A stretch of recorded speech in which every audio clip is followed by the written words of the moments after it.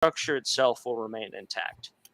Yo, what up, and welcome back to Pinoy News. Man, listen, I'm gonna tell you what, today, man, I was sitting here, you know what I'm saying, like wandering around YouTube. I had a stream pop up from Michael Malice, who said he was discussing the great American divorce.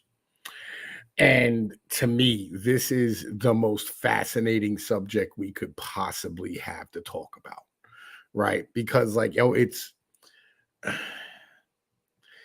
one of those things. Yo, what up, Fun of the Carpet Kids, right? It's one of those things where it's a beautiful idea, right? In its entirety, right? Because, like, the idea of freedom of, you know what I'm saying, the freedom of association, the freedom to stand here and have the opportunity to govern yourselves and be governed the way you choose to be governed and live with your culture. Dark Star Mobile, what up? Right?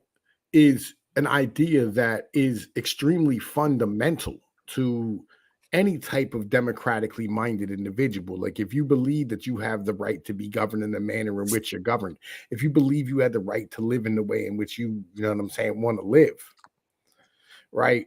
The ideas of culture start mattering more, right? Once you start looking at the fact that you go, all right, we've reached this pinnacle of living as far as human beings and technology are intertwined are concerned, right? You know, we have pocket computers that can access the entirety of the human's ability to, you know what I'm saying, have intelligence, right? Man, I don't even know if we're talking about two nations under God. I don't even know if we're talking about like 5. I don't know if we're talking about 30 in the end of the day, right? I mean, because there can be as many nations as you want. I personally, you know what I'm saying, the way I was looking at it, you know, I was thinking, what, 1, 2, 3, 4, yeah, 1, 2. We have the fucking New England, the Appalachians, the South, Texas, Hordelands, the fucking Southwest, or the Rocky Mountain area, and motherfucking California. So at least 7 that I can count, plus Alaska and motherfucking Hawaii, right? So that's kind of where my mental wanders to when you start thinking about things like, yo, ad hoc, have you heard of this ideology, the Great American Divorce, yet?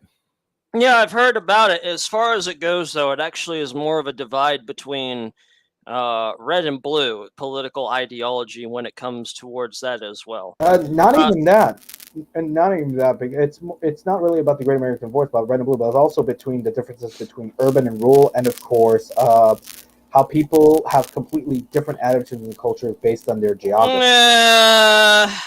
That is right, but that's going to be the predominant thing here, Navi, because you have to understand where the red and blue ideology comes in is that is exactly it. It's urban and versus rural. You have red, which is all the rural area, the great rolling fields, whatnot. You might even get some of the suburbs in there as well. The suburbs themselves are not really as much as fond of the urban as you might think, but that's kind of where you kind of get the mix between. Like the suburbs are where you is like the suburbs are like a border town, like on the borders of a nation. Yeah, the suburbs are they're like a border town between the urban and the rural. It depends on where the suburb is, right? I mean, because like a suburb can actually be inside of a city. A suburb can, like, for instance, Long Island, New York is a suburb of New York, but like, yo, it's still like part of New York City in the end of the day, right? Yeah. That's more of a borough than an actual neighborhood. Damn zoning laws. Right, but anyway, right? And Adam Hart's like, what happened? Do you happen to know what those 2 airlines are running? I mean, I'm not looking at the truck, you know what I'm saying, the service and the emergency line. You can run it out of service, but you cannot run it out of emergency line, bro. Like, yo, that one there, and do what you got to do. But so this mentality of an American divorce, right? So I know, like, everybody's looking at red and blue, right? But, you know, when it comes down to it, the different cultures inside of this country, right? Like, for instance, there's a difference between an individual on the Gulf Coast and an individual who is on a farm in Iowa, right? Those are 2 different cultures. Those are 2 different people, right? And so you're not going to govern those individuals the same way. They're not going to need the same laws. And this is where the mentality comes down to. And yes, there's an urban and rural divide, but there's also a left and right divide, like depending on what suburb you're in. Like the suburbs of Philadelphia are highly Democratic, right? And the suburbs of Washington, D.C. are highly Democratic, right? And that's only because like the suburbs of Washington, D.C., I mean, yeah, dude, you fucked Adam. You know what I'm saying? You might want to just, I mean, like, hell, fucking call maintenance. You know what I'm saying? Tell them you need help, right? You get some roadside assistance out there for you. Get your motherfucking flares out, my brother, or your triangles, whichever one you have, right? And so the mentality is that, like, yo, we should not be one nation, right? There's no reason that we should be one nation in general. Like, this is a fucking continent. It's not like a fucking nation. And we should be separated by our own geography, right? Our geography, you know what I mean, is, you know, what I mean? Like, our geography is separate It things is very altogether. varied, to be honest. We have a very Yeah. varied topography Yeah, when it comes yeah, to a United very States. varied topography. I think we're probably larger than all of Europe. Logic, if you really want to get down to it. Yeah. You know what I mean? Like, and that's kind of the mentality. Like, I was watching this movie tonight, right? Called Mud. Either one of you ever saw this movie? No. Well, it stars Matthew McConaughey and two kids, right? And then like Reese Witherspoon is kind of like a secondary character, but then like there's a bunch of nobodies in the movie after this, right? And so these two kids live in the Arkansas Delta, right? You know what I'm saying? Along the Mississippi River. And these two kids basically spend the entire movie kind of just floating around, like, you know what I mean, between like fucking moving between like the fucking their land and their houseboats and an island and running around on the dirt bike. Now they're like 12 or 13 years old. They're riding like, you know what I'm saying, a motorcycle. And it's not even like a dirt bike, it's a motorcycle. It sounds like a dirt bike because it's most definitely too short. I think it's a Honda, right? And so, you know what I mean, as these kids are over here, you know what I'm saying, like helping this dude Mud out, who is the Matthew McConaughey character in this movie. Basically, two young boys encounter a fugitive and form a pact to help him evade the vigilantes that are on his trail and to right, reunite him with his I'm true gonna love. I'm gonna break the movie down. Right? I'm gonna break the movie down. Right. You don't got to read the back cover. You know what I'm saying? I'm gonna break the movie down to you, right? Sorry, I kind of So just basically, for a bit. Laptop is being a bitch. You're cool. Basically, you know what I'm saying? So there's Matthew McConaughey is this drifterous individual who, you know what I mean, is in love with Reese Witherspoon, who's a whore, right? And Reese Witherspoon fucking kept like getting with these shitbag dudes. And the last shitbag dude she got was Matthew McConaughey killed. And the movie kind of starts off on that Stand By Me type of shit where it's like, hey, you want to see a dead body type of deal, right? But it's not a dead body, it's a boat that's the whole way up in a tree. And these kids are, you know what I'm saying, like, yo, they're 14 years old, but they're running boats, they're driving motorcycles, they're fixing fucking shit. You know what I mean? The kid lives in one kid lives in a houseboat with his dad. The other one, he lives in a trailer with his uncle. And his uncle is an underwater diver who makes his money, you know what I'm saying, like fishing for clams. And other dude, he makes at least part of his money from catfishing, right? And these are cultures in America, right, that are different from anything that any of y'all have probably had a chance to live around or live as. And it's something that I've actually had a chance to live as. It's, you know what I'm saying, this is the type of community I come from. And like these cultures in America, right, the whole problem in the movie as a whole was the fact that, number one, there was Reese Witherspoon, and then there was this kid's mom, right, whose dad was a cat fisherman, who's kind of like the main character of the movie. And this kid's going through his bullshit while his mom's trying to divorce his dad. And his dad is going to end up losing the house that they live in because the house was willed to her. It's a houseboat that was willed to her from her father. And when he leaves, or when she stands here and abandons the boat, you know what I'm saying, it can't transfer it because of the fact that basically the state had passed an ordinance that said that, like, you're no longer allowed to live on houseboats in this river, right? Because the individuals who had moved to the suburbs and moved up through the what's that shit called, through like the fucking value added chain, slammed the door on everybody behind them.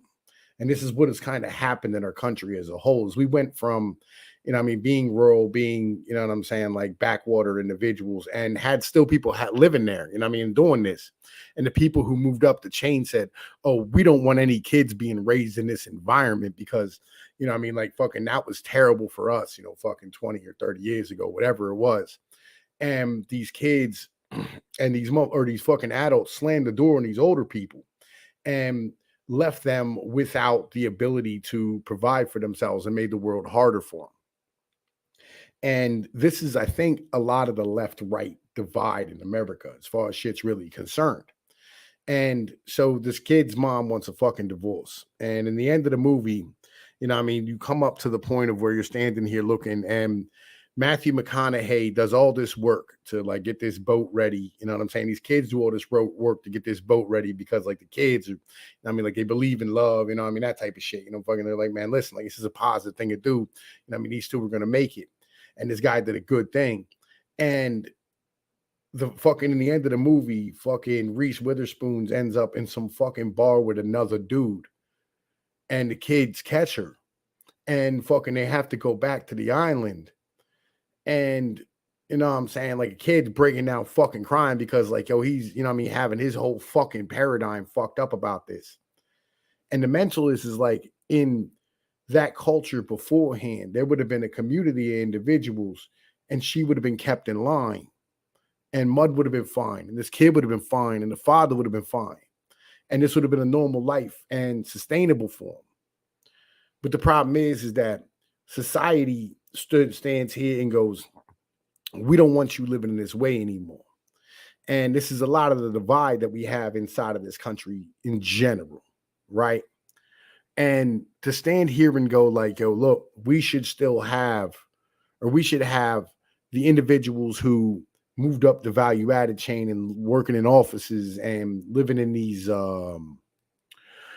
fucking suburbs and these goddamn fucking apartment buildings and stacked on top of each other. These are the motherfuckers who should be making the rule for everybody else in the country who doesn't want what you want.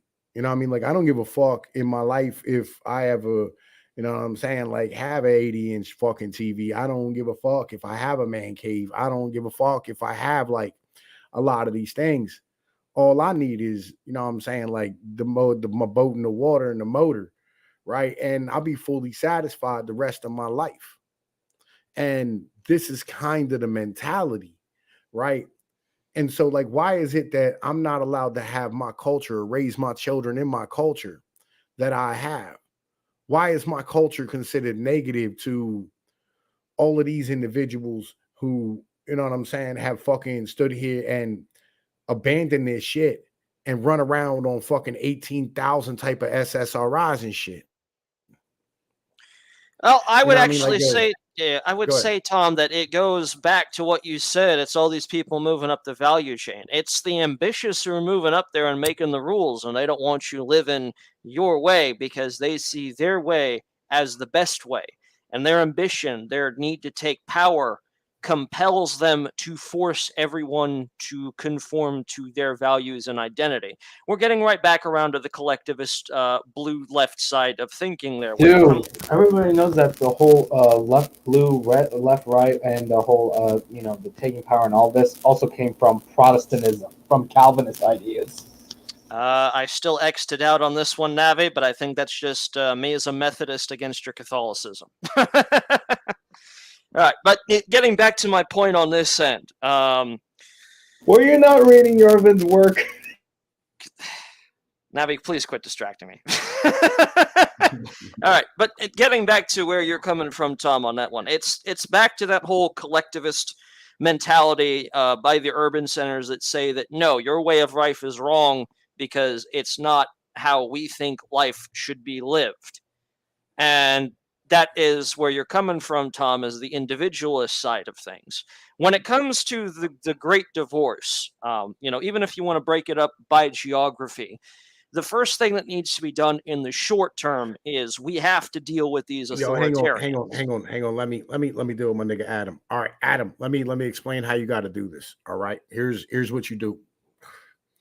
All right, you throw some tape on it, And then what you need to do is you find you a piece of plastic and a couple of zip ties. Like, yo, if you don't have zip ties, I fucking feel for you. You should have zip ties in that fucking truck, right? Here's what you do. You fucking throw a piece of plastic over top of it and you zip tie the dog shit out of it, right? After you fucking tape it. And that will be able to let you build enough pressure to get where you need to get to, all right? If you have duct tape, definitely do that as well. Duct tape solves everything. Well, electrical tape, duct tape, fucking like, yo, if you don't have any tape, yo, I've done it before with a candy wrapper, motherfucking wrapper and shit, and some motherfucking zip ties. I'll be real. Like, your best ones though are like the bag that the zip ties come in, or you know what I mean, like some really good fucking trash bags. You know what I mean, like something decent. That's kind of the deal. Anyway, Heavy right, duty so contractor I bags. apologize, my brother. I wanted to get him straight. You know, No, that's fine. I mean, we got don't somebody want him- who's on the road here. You got to help him, Tom. He's a fellow trucker. He's a fellow Like, I trucker. don't want him all I was a fucked up. trucker for a brief time as well. I know what it's like to get trapped on the side of the road like that. Hell, I had my sweeper break down and I had my phone run dry and I couldn't charge my phone. It was a very adventure getting that sweeper back to the shop. Yeah.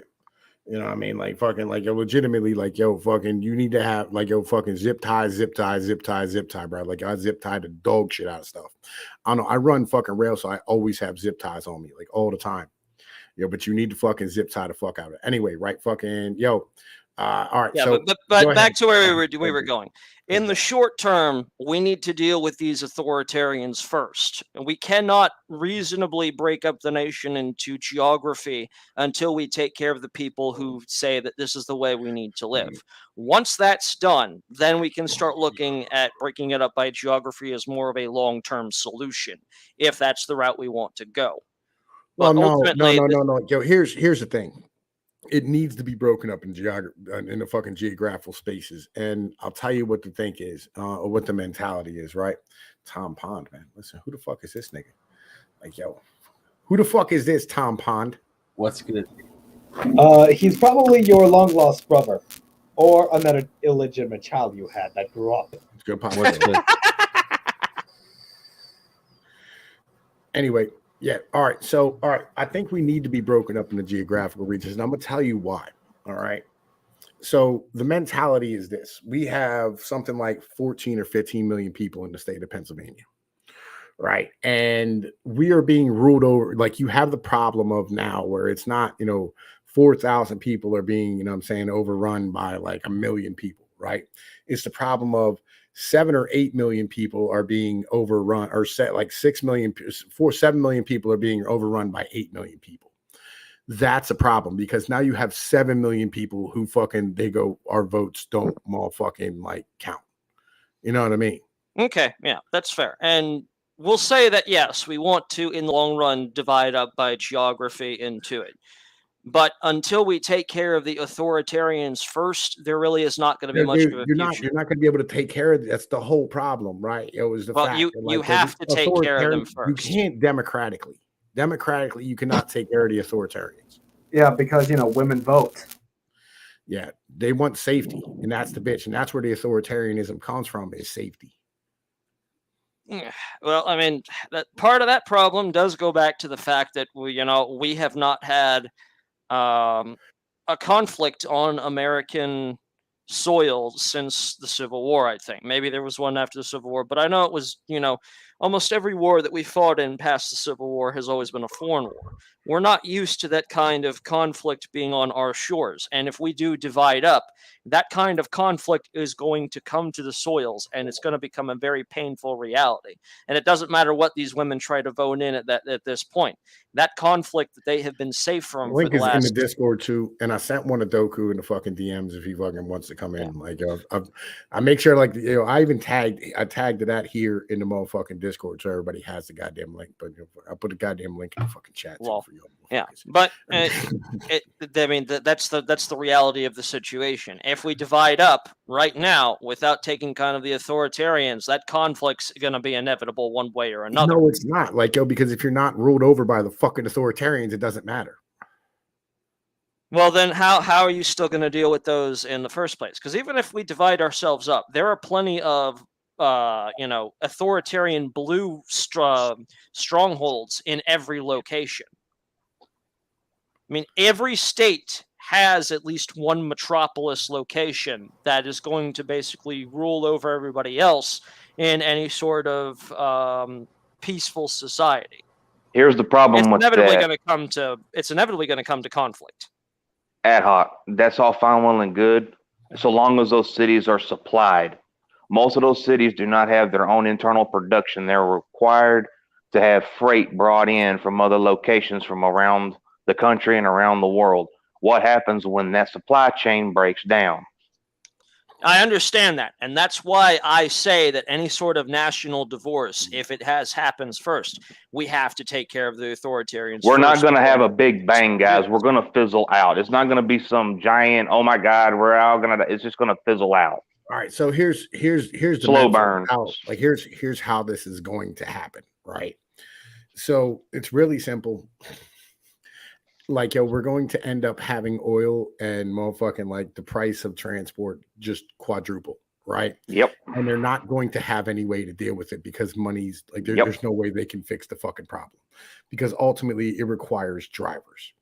And so, like, yo, if they're not willing to pay the fucking drivers to come out and do these fucking jobs and move this freight around, they're going to end up having, like, they're not going to have a choice. They're going to have to fucking pay them. And once they fucking start having to pay them, the price is just going to skyrocket. Hey, Tom, we need to have one day we need to have a discussion with the guys and explain to them what bills of lading are and how they are vitally important to the freight business. Right. You don't need to tell me. I've had my experience in logistics before. I worked with Brinks, so.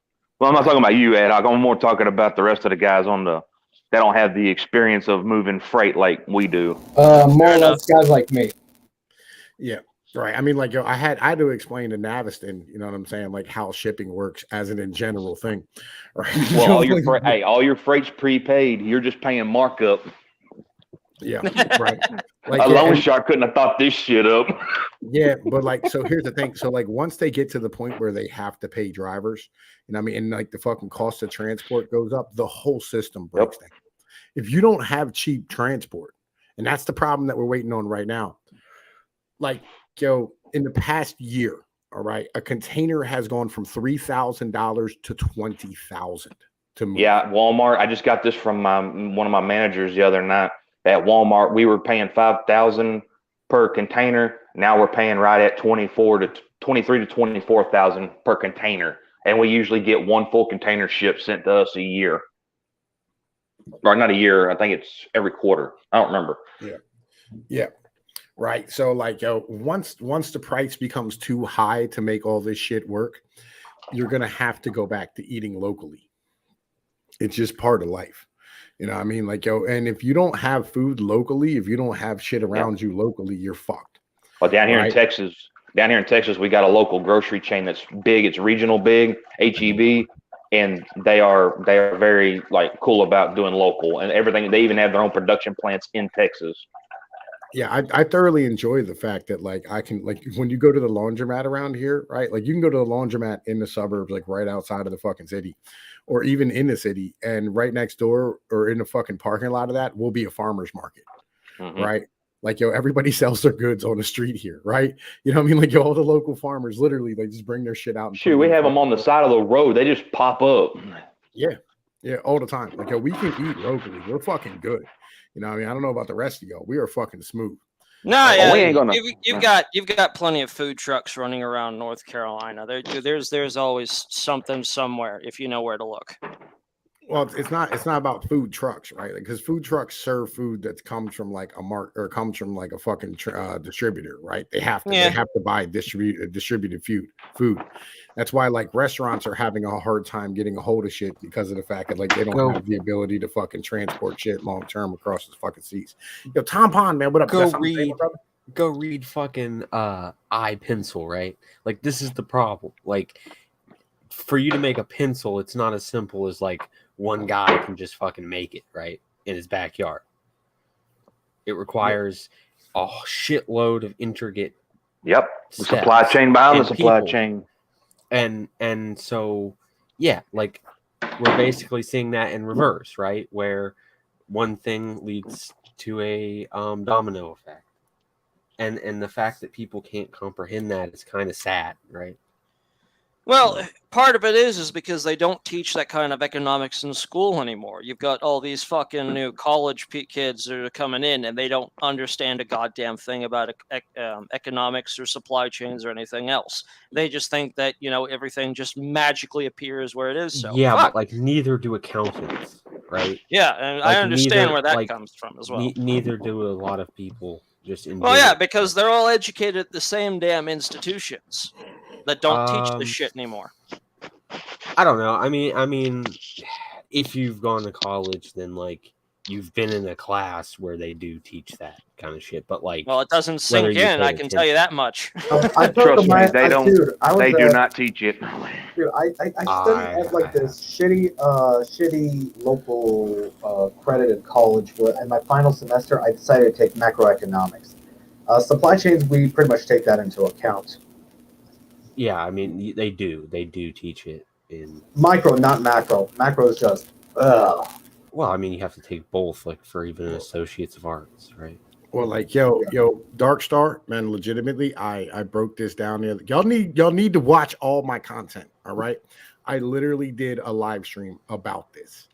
Right. The problem isn't the fact that the ships can't dock. All right. It's not like, oh my God, we don't know how to parallel park this boat. That's not how the fuck this works. Right. The reason why, you know what I'm saying, they're not able to fucking unload their shit is because they can't find workers that are willing to work for like dog shit labor fucking prices that they want to pay. It's like they can get the boat in there, they just can't get anyone to operate the cranes. That makes sense. Yeah, and they can't get drivers to come pick them up, right? Because like everybody is fucking, you know what I mean, like hurting for fucking workers, drivers, fucking like there's a giant problem of where like you're going, hey, look, you know what I mean? I can make more money driving for Uber than I can, you know what I'm saying, moving containers around at this point. It's buyer's market at this point. That has to change. You know what I mean? Like, yeah, granted, if you own your own truck, yeah, you can make $300,000 a year running coast to coast. But nobody wants to have the problem of owning their own fucking truck because trucks are fucking $300,000 and $500,000 a piece, right? And if something goes wrong, that's on your ass. Actually, I got into an argument with somebody on Twitter, about 8-9 months ago, in regards to this situation, and it applies to dock workers and truckers, as well as Port Authority, but it also applies to restaurant workers and anyone that's in a low income position. And I called this shit out. You shut down the economy for over a year, and then you increased unemployment, and you put no restrictions on when you can get that unemployment. All of a sudden, people are making more just by sitting on their ass at home, fucking watching Netflix, than they were actually participating in the economy. Do you think these people are just magically got to get up off their ass and go back to work? No, dude, you're giving them more of an incentive to literally sit and do nothing and fucking be successful off the taxpayer dime. They're not going to go work at a fucking dock job or drive a truck or go work as a server somewhere. Those are difficult jobs. And to be blunt, these are people from my generation. I can tell you firsthand, they're lazy as shit. And they don't understand that, that easy money, that golden goose, that golden ticket that you're getting right now from the government, that shit's going to dry up real fucking soon when the economy starts fucking slowing down and the government can't collect taxes. Because guess what the fucking, 1% are going to do that you're going to magically tax and fucking make everything work. They're going to move their money to fucking Cayman Islands. They're going to fucking move their money offshore. They're going to do business somewhere else. That revenue stream is going to dry up real fucking quick. Yeah, someone who came from a family of business folk, that's exactly what I would do. Oh, I mean, what's to say that isn't already happening? Yeah, but like they're not already seeing that it's coming, and they're already making those moves to get that money out of the states right now. But isn't that idea that like, oh well, don't worry, we're just gonna attack the rich? Isn't that just like a Blue Anon fucking bread and circus show?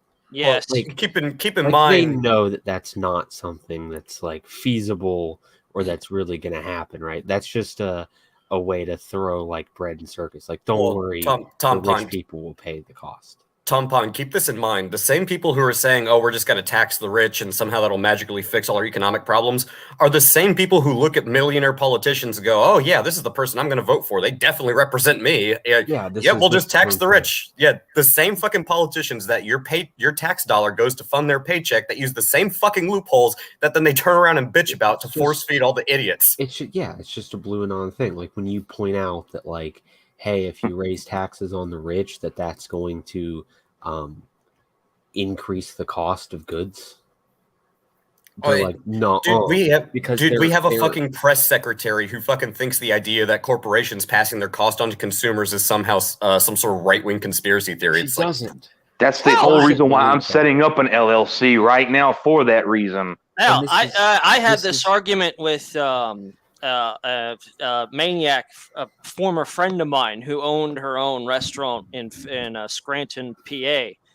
And we had this argument where, what's going to happen when you raise raise the minimum wage to $15? I told her, look, hon, you're going to have to raise the prices of your services if you're going to pay your workers this money. And she's sitting there like, no, it's fine. It's all going to work out. I said, no, you're going to have to do it.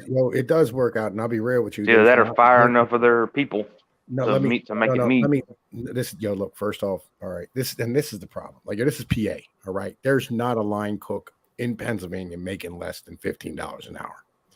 All right, that's what you make working there. It's a basic ass premise. You're But Tom, what's your cost of living in PA though? Oh, it depends on where you are. If you're in Scranton, you can get a place for $500 a month. Not only that. Okay, that's your deal. But what about your food? What about your transport? What about your fuel? Food's cheap. Transport's fucking cars are. So I don't know the area up there, so I couldn't tell you. Like Dallas, you make double what you make down here in Waco, but that double you make is gone before you even get it. That's why I tried to tell a friend of mine. He ran up there, thought he was going to do a bunch of stuff. And I'm like, dude, you think you're going to get all this, that, and the other? You're going to be in the hole worse than you was down here in Waco if you just shut up and save and grind a little bit. And he found that out the hard way. And it's not even you're talking about just line cooks, Tom. We're talking about every single employee under you. Like, are those waitresses and hostesses are making 15? They're not. The waitresses and hostess are under the motherfucking waitress and hostess laws. They make tips. They don't make 15. Yeah. That's not how that works. All right. And this is what I'm saying. Like, yo, man, listen. All right.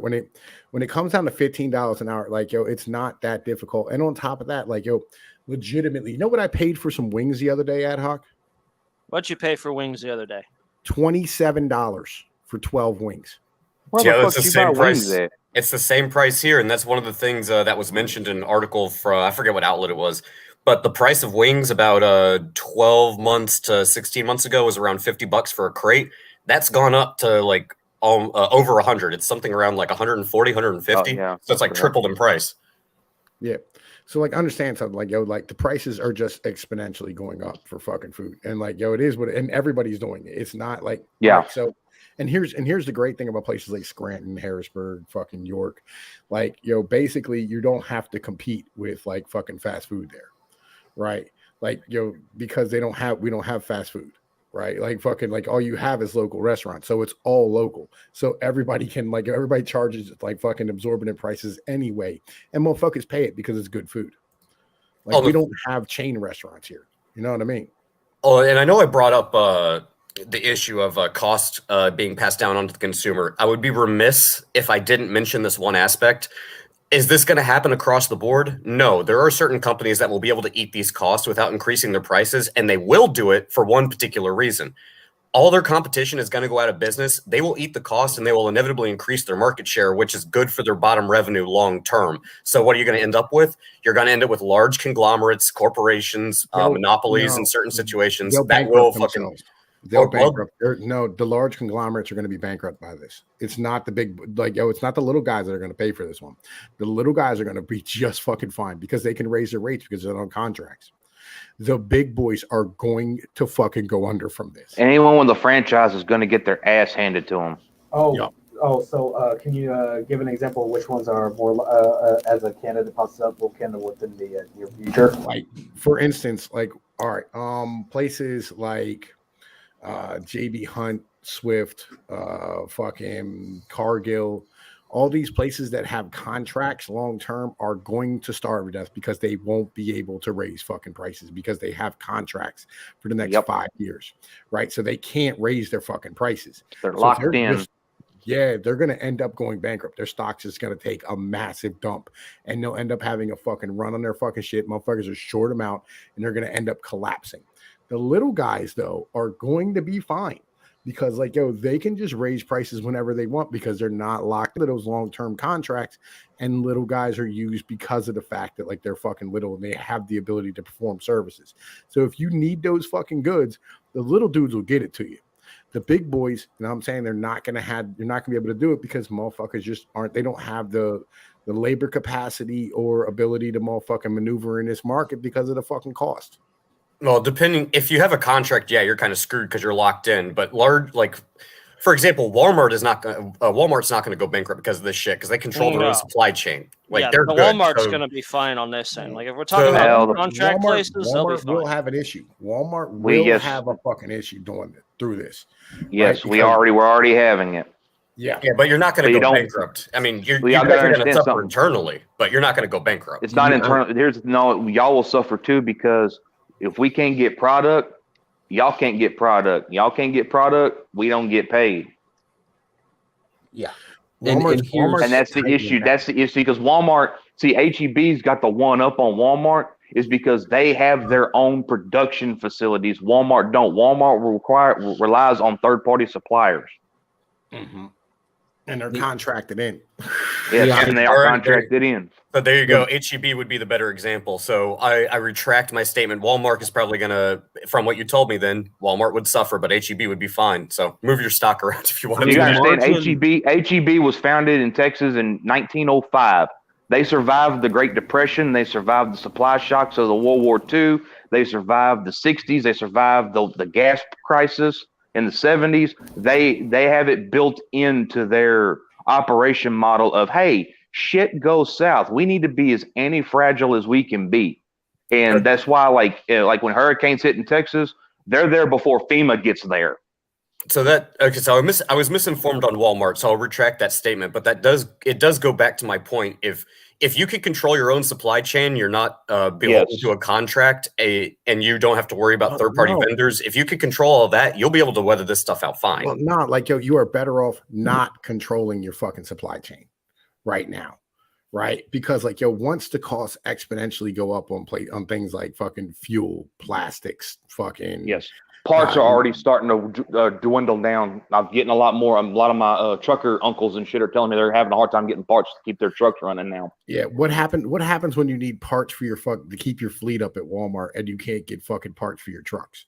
Right. You start scrapping them down. You start dwindling them down. You take one and park that sucker out.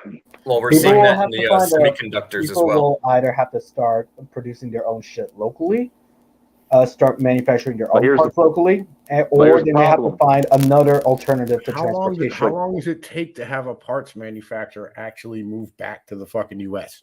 About years. Oh, that's another 5 years. That's another big problem too. Is the fact that our economy's expanded globally. The cost of time for inputs to end user goods has increased exponentially because of this.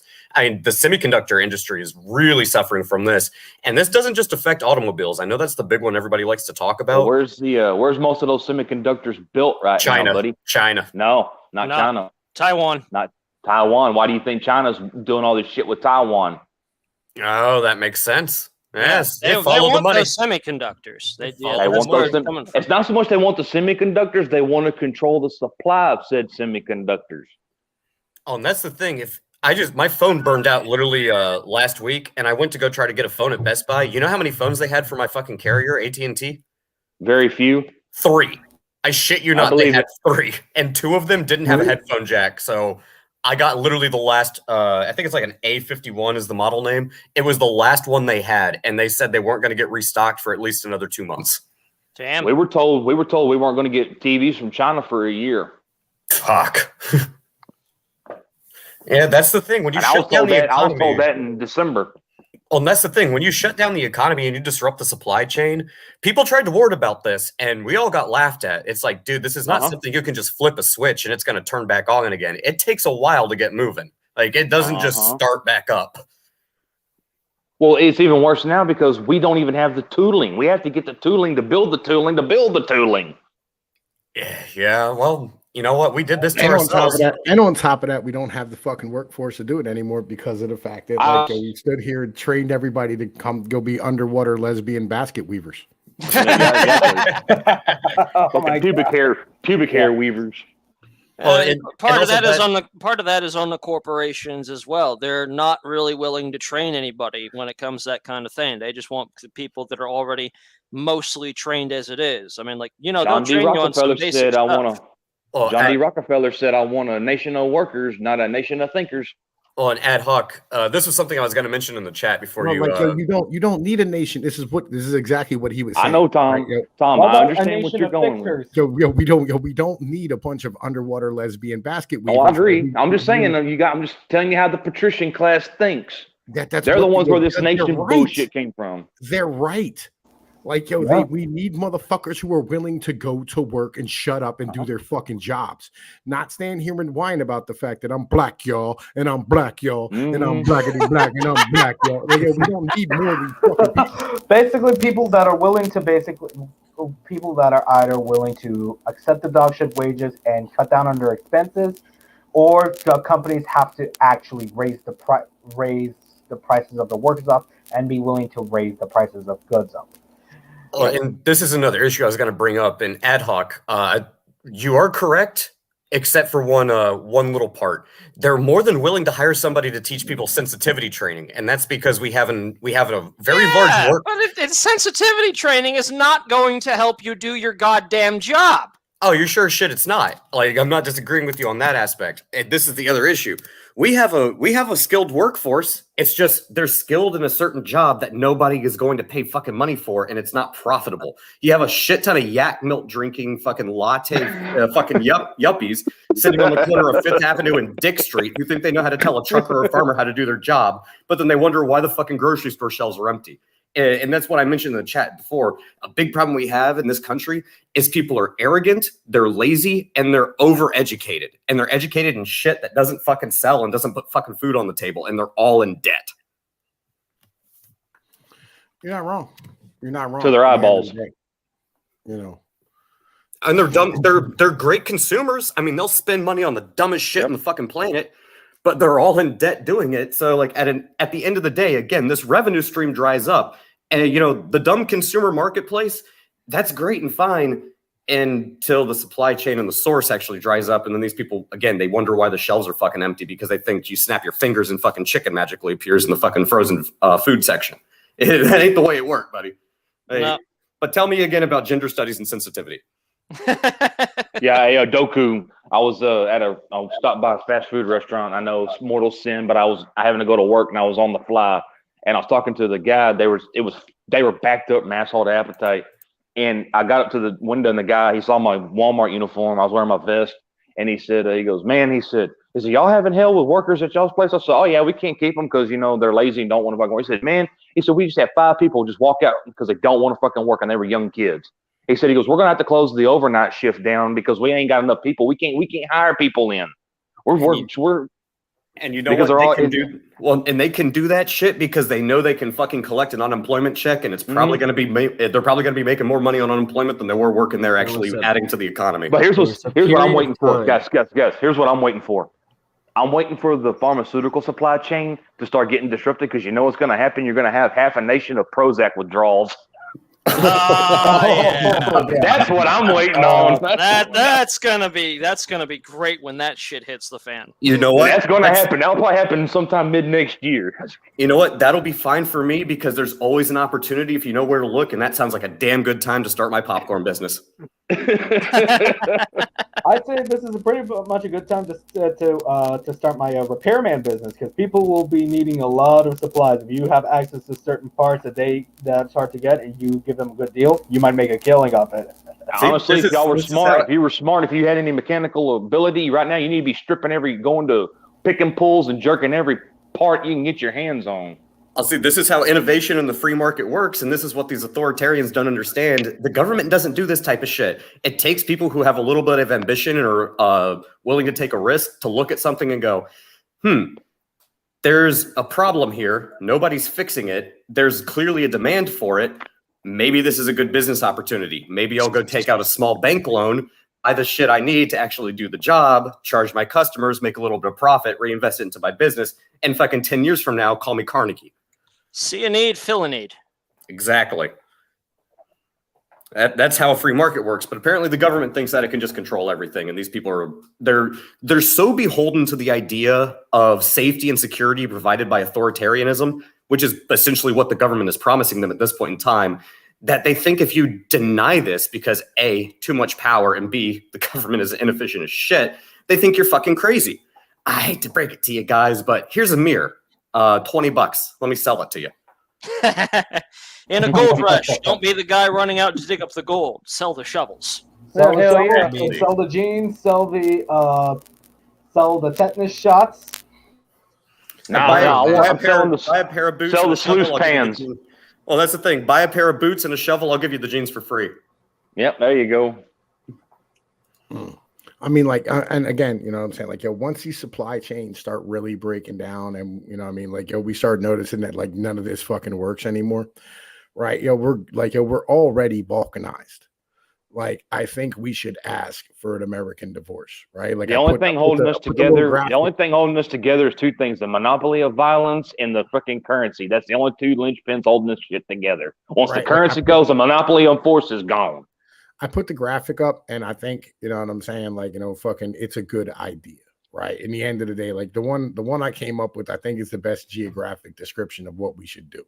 What is it? I hadn't seen it. Where is it? All right, It's hiding behind us right Alright. now. He pulled us Yeah. up while we weren't looking. Yeah, I Wait. can't break off. I can't break off because if I do it, there it I'll is. show you. Let me see. I'll There show you you. go. I'll show you. He's I'll show you. pulled Like, hang up. on. Wait. 1, 2, 3, 4, 5, 6. Yeah, that's about right. Right. But I mean, like, but all right, I'm so, sorry, like, Pinoy. No, as a Texan, we want the part that the U.S. stole from us. You know, the New Mexico up into Colorado portion. We need to have that back because the feds I feel like the feds stole like that from you're us in 1850, and they never gave us the money back for that one. You're gonna I'm end up- really thinking that when this comes down to it, you know, we're going to see the old Confederacy states come back to include Texas, and Texas will probably want No, that. no. No. Ad hoc. No. That ain't gonna happen. I'm gonna tell you right now. Texas ain't gonna go no Confederate. I promise you that. Like I said, Texas is- I'm not worried about the Confederacy coming back because, you know, the main issue with the Confederacy was that they just wanted to keep the slavery. Everything understand- else about the Confederacy, I don't have a the- problem with. No. Well, I'm gonna tell you something right now. Slavery was never abolished, but that's another discussion for Yeah, another that day. is another thing. You're not wrong. You're not wrong. You're not wrong. I mean, the Right. primary thing that the Confederates also fought for was the ability for states to govern themselves, and I'm 100% Well, behind can I that. ask you a question? Go for it. Go Have for you it. ever read the Confederate Constitution? I have not. Well, you need to go read it All right, sounds like a plan then. and go Right, read the all Republic right, of Texas all right. Constitution. So, like, here's the mentality. All right. See, all right.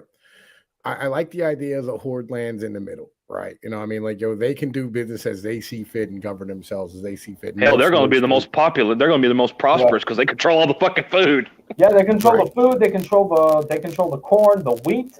Goddamn, the horde land. Well, the biggest what they asset, The the biggest, biggest asset- asset they have is they'll control one side of the Mississippi.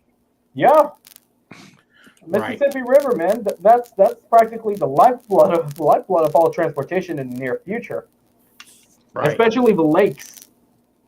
Yeah, I mean, like, yo, so like, and then I put the South as being like basically the fucking coastline plus Florida, right? Because I feel like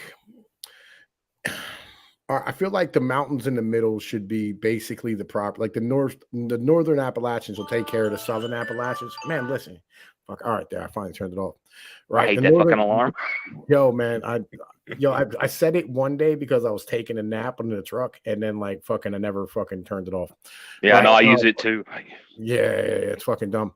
But anyway, right? So like the northern Appalachians will take care of the southern Appalachians. And right now, like, yo, we are the least involved as far as the Fed is concerned, right? Anarcho England, right, is motherfucking basically New York, Massachusetts, motherfucking Washington, DC, Baltimore, Philadelphia. Yeah, that's where the Connecticut. UN troops will be because they got to protect the UN in New York. So that'll Yeah. just be blue helmet territory. Yeah. And then I got Lakeland, which is basically fucking Wisconsin and fucking Michigan, right? And I think that kind of matches, you know what I'm saying, like what they are as a whole. They kind of have their own culture up there. You know, they all go Yeah, they do, especially up on the UP. Yeah, they go out in the fucking middle of a lake when it's cold and set a fire, right? You know what I'm saying? They're fucking retarded. You know what I mean? I'm gonna let them do what they do. And then you know what I'm saying? Like the Rockies, Nevada. Well, how you supposed to stay warm on an icy lake, Tom? I don't, man. Listen, no, I would never light a fire on the fucking side of a mountain, side of a fucking lake, right? I'm not retarded, right? You put wood underneath it, Tom. Wood burns, right? I'm 99% sure wood burns, right? Right? You know, then I got the Rocky Mountain states, which is New Mexico, Utah, fucking Nevada, and Idaho, right? I feel like those states they have their own thing that they do as a whole, like just in general. They're their own I'm state. pretty sure Colorado's going to want in on that one because they're known as the Colorado Rockies. Hey, ad hoc. Yeah. I remember that game I was telling you about where I was getting my ass kicked as Texas. It was the Supreme Ruler 2020. Okay. Right. And then I got Calistan on the West Coast, right? You know what I'm saying? Which is California, Oregon, and Washington. I'm pretty sure at least half of the states that are more of the inland are pretty much going to try to become part of the Rockies. The only ones who are really going to want to be part of Calistan is going to be those that are on the coast within 100 miles of it itself. I don't know. I mean, here's my thing, like, because like, all right, so I was looking at, you know what I mean, fucking Montana, and then whatever the fucking state is that's below one of them block states. I forget which one that is. That's probably Wyoming. You have it's Montana, Wyoming, Colorado, like Montana, New Mexico. Like, I'll be real, like Montana, the Wyoming, American Redoubt. All that that's just all flat horde lands, right? Other than the Badlands in like North and South Dakota, but like even then, they're still kind of all the same thing. Like this is all the same people. Except like Louisiana and I fucked up Mississippi. That should have been part of the South. But other than that, right? I think this is pretty, you know, I mean, accurate as far as shit's really actually. I mean, you did a pretty good job on that, Pinoid. I mean, you nailed that pretty good, quite honestly. I only have two criticisms, Pinoid. Calistan is mostly going to be everything from Seattle all the way down to San Diego, and everything else will be either wine or forest. And also, I need to applaud everybody living in Anarcho, England. Congratulations on your new capital, New Brussels, formerly known as New York City. So basically, Euro 2.0. Basically. Essentially, yeah.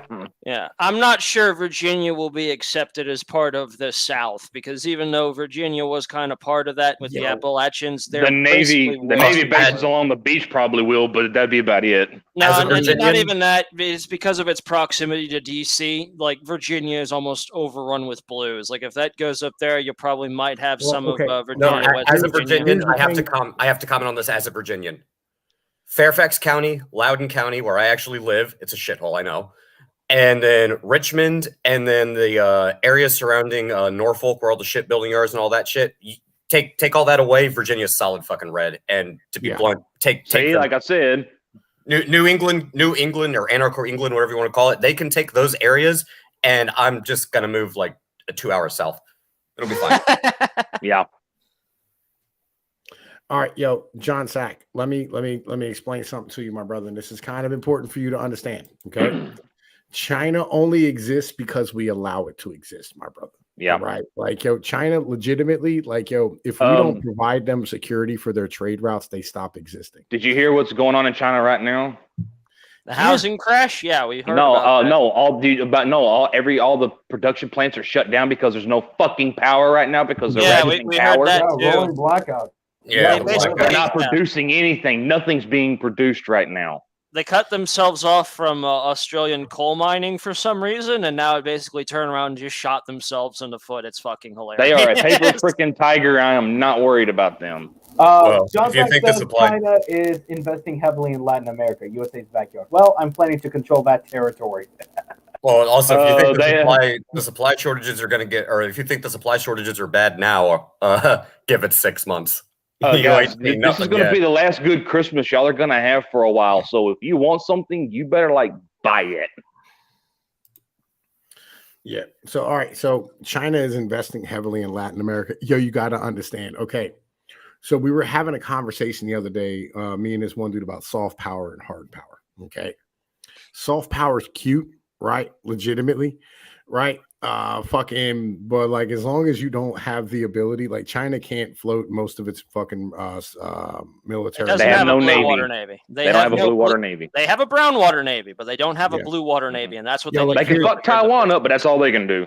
Yeah, they can't go more than 1,000 miles from their coast, right? So that means that like they are 5,000 miles away from their energy. 5,000 miles. Okay, legitimately. Like, if they go to fucking say Central America and they stand here and they build roads, that's great. You know why? Because that means we don't have to do it. Right. And then, like, they're going to try and stand here and collect on their fucking debt. And the United States is going to have a giant military that'll just go there and tell China to fuck itself. Not Right. even that. You also have to understand that China itself is massively racist, and I don't think the Latin Americans are going to take that shit lying down. No, they won't. I tell you No, right they now, won't. Latin Americans hate Chinese. They also, true. They hate Chinese. They also hate Hindus and Arabs more than any other redneck I've met. The Hindus hate them just as much because in Africa they're kind of being a counterbalance against China. They're going in and correcting all the screw ups that the Chinese are doing right now. Well, since we're on the topic of China, there's another country that has a heavy Chinese population that the nation itself is heavily invested in, and that happens to be a northern neighbor as well, Canada. Canada, Yeah, and I've heard the rumors on Canuckistan. Canuckistan up there. I mean, I keep an eye on I would at least keep an eye on China just so that, to watch. We need to make carefully. Canada our hat and just be done with it. No, we finally execute Shadowrun. It's the United States of Canada. Yeah, There we I go. don't No. want Canadians. I'll be honest with you. I don't No, want no, them. no. I think what Texas should do is annex Mexico. Texas should annex Mexico. I'm cool like all right, here's this. At least the border Canada. states. We can conquer Canada, but they're not allowed to vote. All right. They'll be like Puerto Rico. Oh yeah. Any You know, conquered people, you don't get to vote for 2 generations. See, They're I'm proxy fine. I'm fine with taking Canada, not because I want the natural resources or I want the buffer between China, basically. I just want to free the Canadian people from Justin Trudeau. You guys have a freaking drama right. teacher as your prime They minister. voted for him. If they wanted the freedom, they'd take it themselves. Well, okay, guys, well, no, fine, they might have been a vote. They might have been a vote, but he was appointed by the Queen. So Yeah, y'all got to remember, they're not an independent country. They're a Commonwealth country. No. Yo, he was not appointed by the Queen, right? Yo, he's approved by the Queen, but like, the Queen has never said no to a goddamn Canadian leader. So, so compromise. We will take Alberta and we'll take Nova Scotia, and they can keep the rest. Fair plan. Fair We plan. can also take Montreal. We can also take Quebec. No, Yo, fuck no Quebec. one The wants goddamn Quebec. fucking French. No, we do don't not want want. those. We got enough problems with Louisianans. We don't need no more freaking wannabe Frenchmen. Fucking French Canadians from Quebec are the absolute fucking worst. You And do you not need to- want and you them need to anywhere remember near you. something. Like, the second most inbred individuals on this fucking continent are fucking French Canadians. All right. Like, legit, you They are don't want degenerates. those fucking people as part of your goddamn fucking people. Like, fuck Quebec. We don't All right, want Quebec. Like, They even keep- Canadians don't like Quebec, and Hold on, Quebec they don't can- like the rest of Canada. Oh, that's the thing. They can keep Quebec. They can keep Toronto. We take Alberta, Nova Scotia, and I also want Vancouver. Okay. Yeah, we want Dark Vancouver Star- because they got the Can you also- production Can you facilities. also take some of the islands as well? Okay. Look, Dark Star, you need to start watching my content. All right. Legitimately. Like, you need to go back and just binge my content. England is literally the United States' motherfucking like condom to go fuck the rest of the world with. Okay. They are not China's puppet. All right. It's not owned by China. There's barely any Chinese investment in Actually, it's quite opposite, really. It's legit. There are more It's British really quite companies in opposite. Hong Kong than there are Chinese companies in London. Yeah, like, look, you understand it? Like, they literally signed a trade deal here recently with the United States that said all of their fucking, they're like, the U.S. said, okay, well, we'll save you from your fucking there? retarded action of leaving the EU. But what you're going to do is you're going to sit here and you're going to you're going to give us all your new Navy ships that you're building, and they're going to float inside the United States fucking Navy and shit. And oh, by the way, the dollar washing market you have in London, yeah, that's coming to the U.S. as well. Right? We literally just fucked the brakes off of fucking England. And they were like, thank you, sir. May I have some more? I need some govern me water." harder, daddy. Also, They are getting some benefit out of it. It's just not as much as the U.S. is getting out of a trade deal. and also just real quick, fan undercar in the chat. I agree. We also need to take Yukon. That's ours too. If you don't like it, I'll introduce you to my friend M1A1. Let's see. Any other country? Any other places? JDAM. Introduce them to JDAM. I think we should take Cuba. Oh, that sucker should have been a Navy base since the 50s. I don't know what the hell they were thinking on that one. Yo, I like Jesus Christ. Cubans want to be part of China or to be part of the United States. That's the funny part. And the Philippines. I don't know why we just didn't. All your base are belong to us. I'll be honest with you. We should make a trade deal with Cuba to bring in doctors. Yeah. Agreed. Like, if we had any sense at all, that would have been a deal we made long ago, right? Like, yo, because we've been running short on doctors. But my communism. Yeah, I don't fucking care. Like, yo, Fidel I know, Castro, right? for all of his bad shit that he did, that motherfucker knows how to train a goddamn doctor. You know what I mean? Like, real shit. Well, yeah, when you keep getting death threats, you need to have good doctors. You know what? Pinoid, what we should do is we should exchange fertilizer for doctors. That way we get the doctors and Cuba can start making good fucking cigars again. Win-win.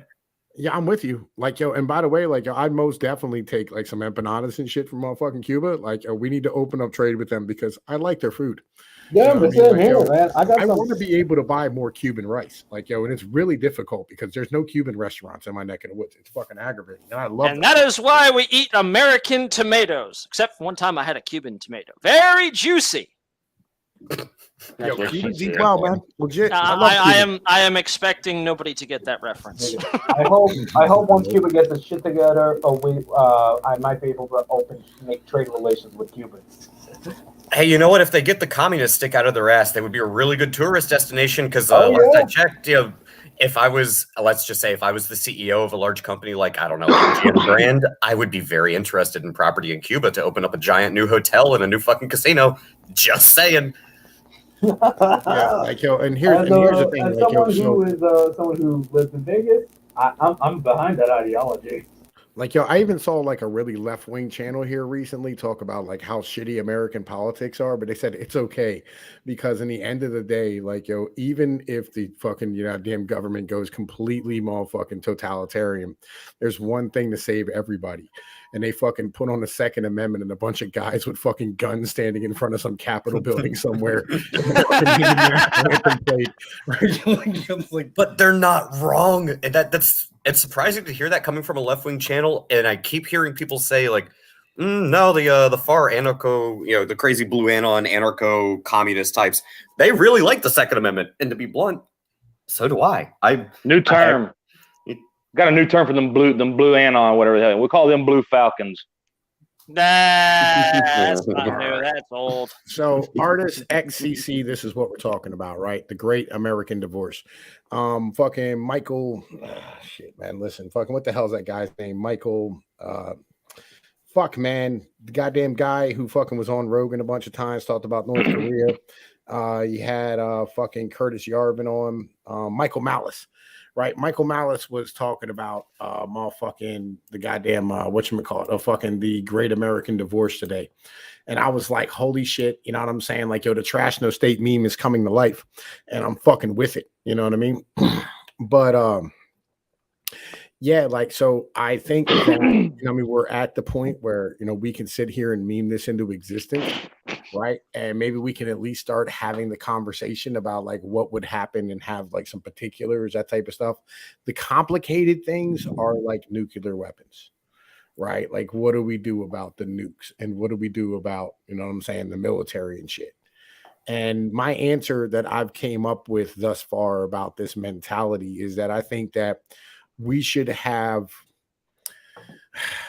all right, I think the federal government should still exist, right? But only in the terms to be able to deal with our military, right? You mean like it was in the original Constitution? Yeah, basically. Like the states should collect the taxes, right? Or whatever fucking local municipality you live under, whatever it is, whatever government you have, right? Whether it's my idea or whether Tom, it's and go back. What up? What type of currency issuance, what type of banking structure do you want to see done? Well, we can still keep the American dollar. There's no reason to keep it. No, hold on. That dollar is not an American dollar. It's a Federal Reserve note. Big difference. It's an American dollar, right? You get nothing misunderstood. Like, yo, it's Go read Modern Money Mechanics. It's funded by the fucking, like, all right, the Federal Reserve. All right, the Federal Reserve is backed by U.S. Treasury bills. You know what I'm saying? So, like, it is what it is. It's still American debt in the end of the day. I'd say just why don't we just cut the middleman out and just bring back U.S. notes like Lincoln did during the Civil War? It's how he kicked the South's ass. Well, no, I mean, like, yo, he stood there and started his own currency.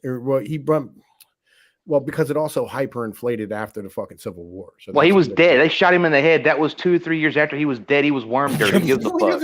Yo, just because in the long run we're all dead, nigga, don't mean I'm gonna fucking stand here and. Like, I mean, they shot his ass at the end of the war. I mean, it's like blaming fucking Trump for fucking what fucking Clinton did. It's like, what the fuck? You can blame Trump for what? No. All right, yo, look, it hyperinflated because of the war, right? Yo, it wasn't it's because of Lincoln's policies that it hyperinflated. Yo, because did you watch that? Did you watch History of Money yet? I think I did. I sent you. Sure.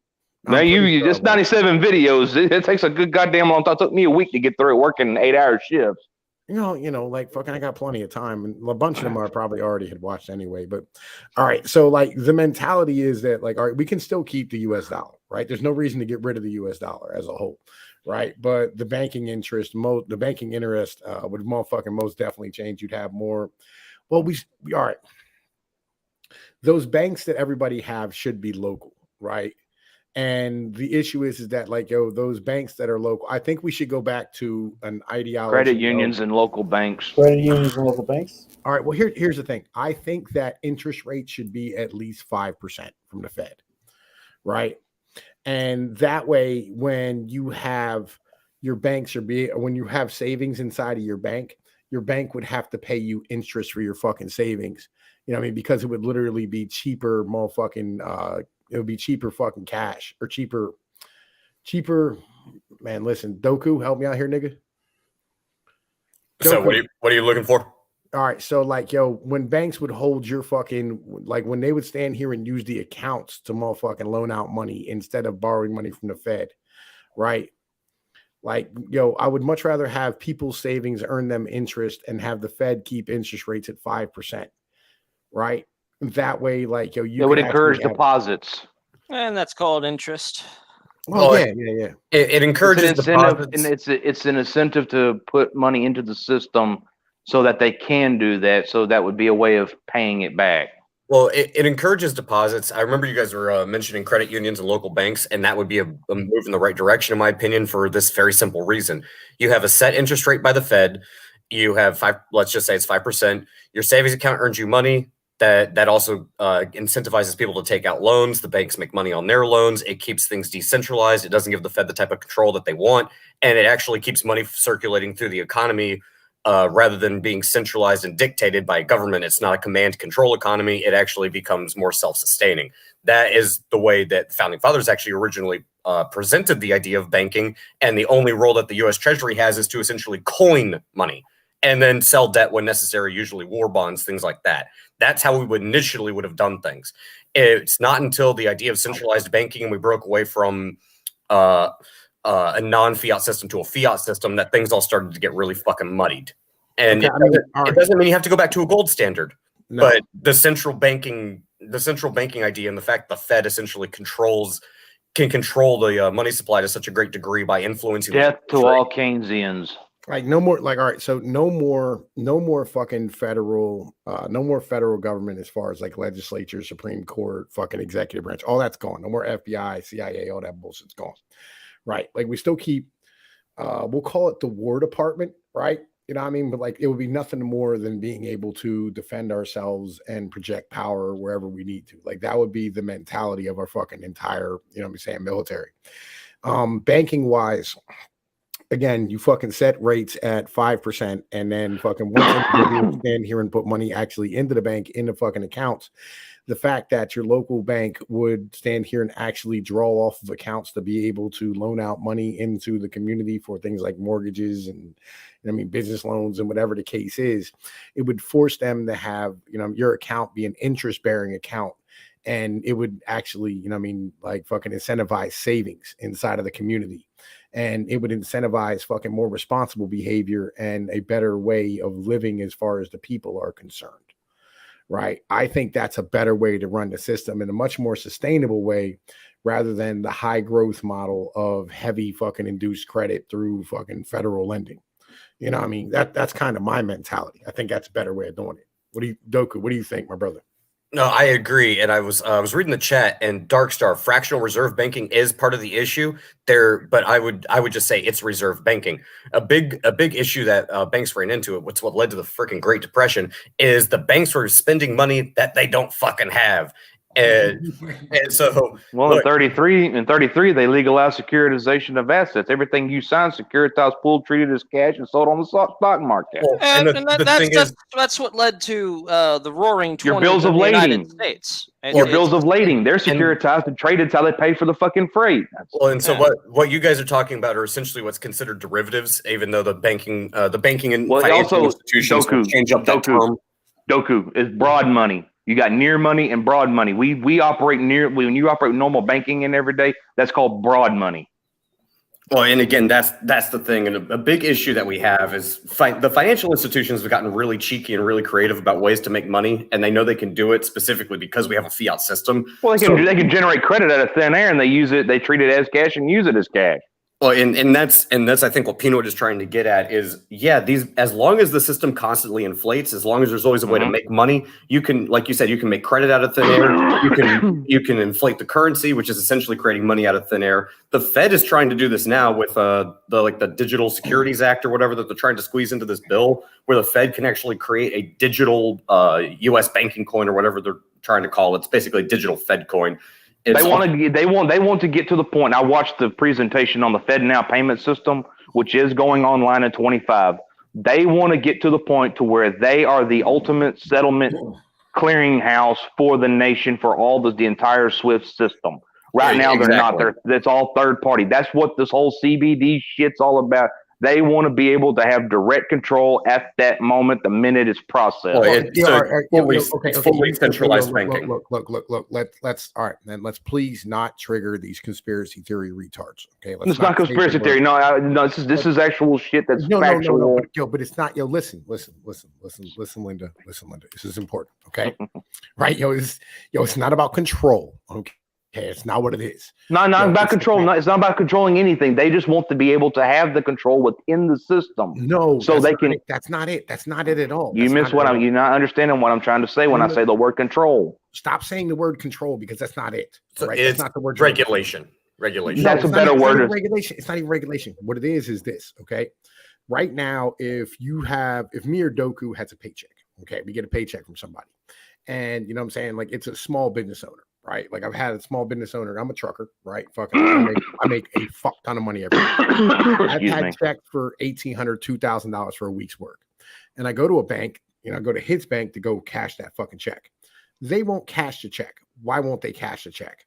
Well, because you know what I'm saying, like they don't have that reserve there at the moment, and they can't actually verify that check is an actual fucking check that's has the proper amount of money behind it, because it has to go through fucking like 3 or 4 different third party clearinghouses in order to fucking clear. Mm-hmm. That's just like if I go put it in my bank, right? I had an asshole put my fucking check on hold for 14 fucking days. Right? I know, so did I. When I sold my house, Wells Fargo did the same thing to me. It was 15-day hold. That's what they're trying to change, right? That's what they're trying to avoid. It's dumb. It's a dumb fucking system right now that we have, right? Well, I know. So I agree with it. Right. And this is not about control. This is about the fact that, look, man, listen, like these motherfucking people should be able to get their goddamn money. Like there's no. That's what I was meaning. They want to be able. When I say control, I don't mean control. They want to. The government wants to control your money. No, they want to be able to control from the third party away from. That's what these people are hearing. All right. When they hear the word control, people need to like grow the fuck up and learn how to critically think. Yeah, I know that actually wasn't what I was referencing when I brought up the Digital Securities Act. What I'm referencing is that it would actually there's a clause in the bill where it would actually give the Federal Reserve, not the U.S. Treasury, not the U.S. government, the Federal Reserve, the ability to issue a digital currency. I think they're calling it like a US banking coin. That people have called it a Fed coin in the crypto space before. It would give the Fed the ability to actually directly issue currency. And that's the thing I've been trying to point out. Like, yo, that is not a good idea. That is not a good thing. The Federal Reserve is not a government institution. It should never have the right to issue. Hell, no, it actually is. It is part of the government. It's chartered by Congress, so it is a government institution. People got that wrong. Well, I would call them more of a contractor. Would be probably more of a more accurate statement. But that's just an opinion of mine. But yeah, you're essentially giving the Federal Reserve a right to issue a currency, and it would be verified and backed by the United States government. Crypto is not. Crypto is considered an asset. That's what a lot of people. So here's the mentality though. Like what they're trying to do with that, right? And again, like we have to go to like, yo, what is the reason that they want to do this? The reason they want to do this is because of the fact that it's something like 20 or 30% of the population is unbanked. What they call unbanked is basically they don't have a bank account. They don't have an ability to be able to like have some place to put a fucking check, right? Like say like you get a check from your federal government, whatever it is, or from fucking your state or welfare or wherever, right? They have to literally go to a check cashing spot and pay 20% in order to cash that motherfucker. Right. And then they have to take it and they fucking go put it on plastic, which costs them another 5%. And then they pay fucking 3% on every motherfucking thing that they fucking buy on that motherfucker. And if it like stays on there more than a month, they get fucking tagged for another fucking like $10 every fucking week, every month. Right. Which is fucking completely retarded. But the Fed. Yeah, payment cards are stupid. Don't use net spend cards, people. Like, please, like, fucking stop doing that to yourselves. Get a fucking real account. You know what I mean? Like, you'll believe me. You know what I mean? Like, or learn how to fucking use cash properly. Don't even use cash. You know what I mean? Like, fucking, because nobody has change nowadays, which is fucking retarded. But anyway, right? So the mentality is this: they want everybody to fucking open up a My Fed account, right? Where basically the Federal Reserve is going to become, like poor people's banks. And that Fed coin thing is the way that they can sit here and have the opportunity to be able to like give motherfuckers cash and direct it directly into the motherfucking economy where they want it to go. It's kind of like the old school. It's like the old school post office bank system. Well, yeah. Well, they were talking about using the post office, and God, that's fucking dumb. Well, in the old system, it was cool, but in like the U.S. Postal Service today with that, oh God, no. Yo, I swear to God, I went in there. Last time I went into the post office, there was a black dude in there who I don't even know what he was on, right? He was on, I'm assuming ecstasy, because he kept rubbing himself against the wall, right? And he was in a full denim suit, top to bottom. He didn't even have a uniform on, just a full denim suit. And you could tell he had no underwear on and there was no shirt underneath, because like his pants kept falling down, because I swear to God, he missed 8 of the loops of his belt. Right? I mean, even if he had a belt in the first place, Tom, you know how those people like to hang pants on the ground. No. Like this dude was trying to keep his pants up completely.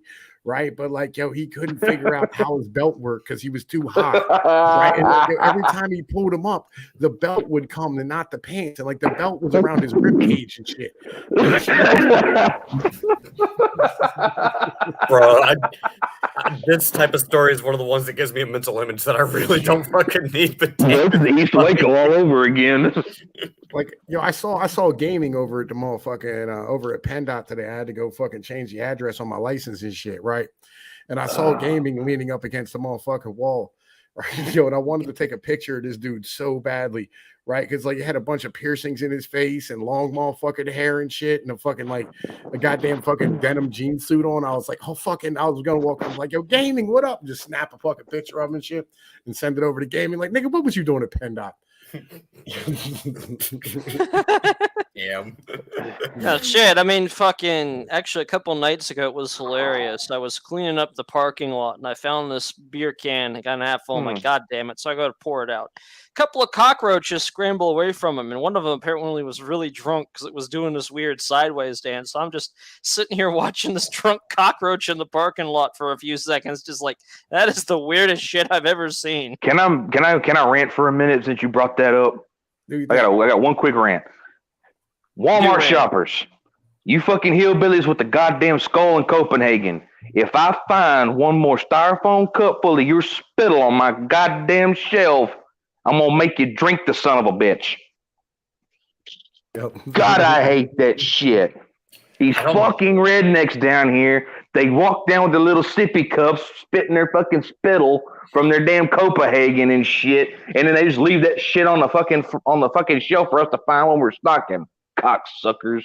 Yeah, I know exactly what you're talking about, dude. I used to have to work retail when I was living. I actually was Fucking living in dicks. Houston. Well, I was living in Houston, Texas, like around like the Woodlands, Conroe area for a while. Oh, God, dude, you were in the shithole. Yeah, so I know the shit you're talking about because you get one of two types of people. You either get people who want to live in California and people that don't want to live in Houston. Yo, let me say this to Artistic XCC. All right, yo, first off, crypto is not a currency, right? Thank you. It's not a currency. It's an asset. And that's how it's classified. Yeah, and the reason why like we say this, right? And like, you know, fucking people lose the, oh my god, fucking goddamn fucking weebs on fucking the internet just lose their goddamn mind about this shit. Right. The problem is that every time you buy and sell, or every time you sell or use it to buy something, it's a taxable event. Right. So therefore it's an asset, it's not a currency. Right. I understand in like El Salvador, you're allowed to use it right now as a currency. Like, fucking the government will take it as fucking payment or whatever. But long term, it requires cheap money in order to continue to be able to be a thing. And as long as cheap money is not a thing, there's no reason why, you know what I'm saying, you should fucking try to treat it as a goddamn currency, because it's just fucking not. You know what I mean? Like, long term, it's not going to be fucking viable. That's kind of the mentality that I have about it. You know, well, that's actually kind of a good question. I like it for this particular reason. So is crypto a currency? No, it's not. Could you call it money? It's technically deflationary and it has a limited supply, and it technically retains value, except when it doesn't.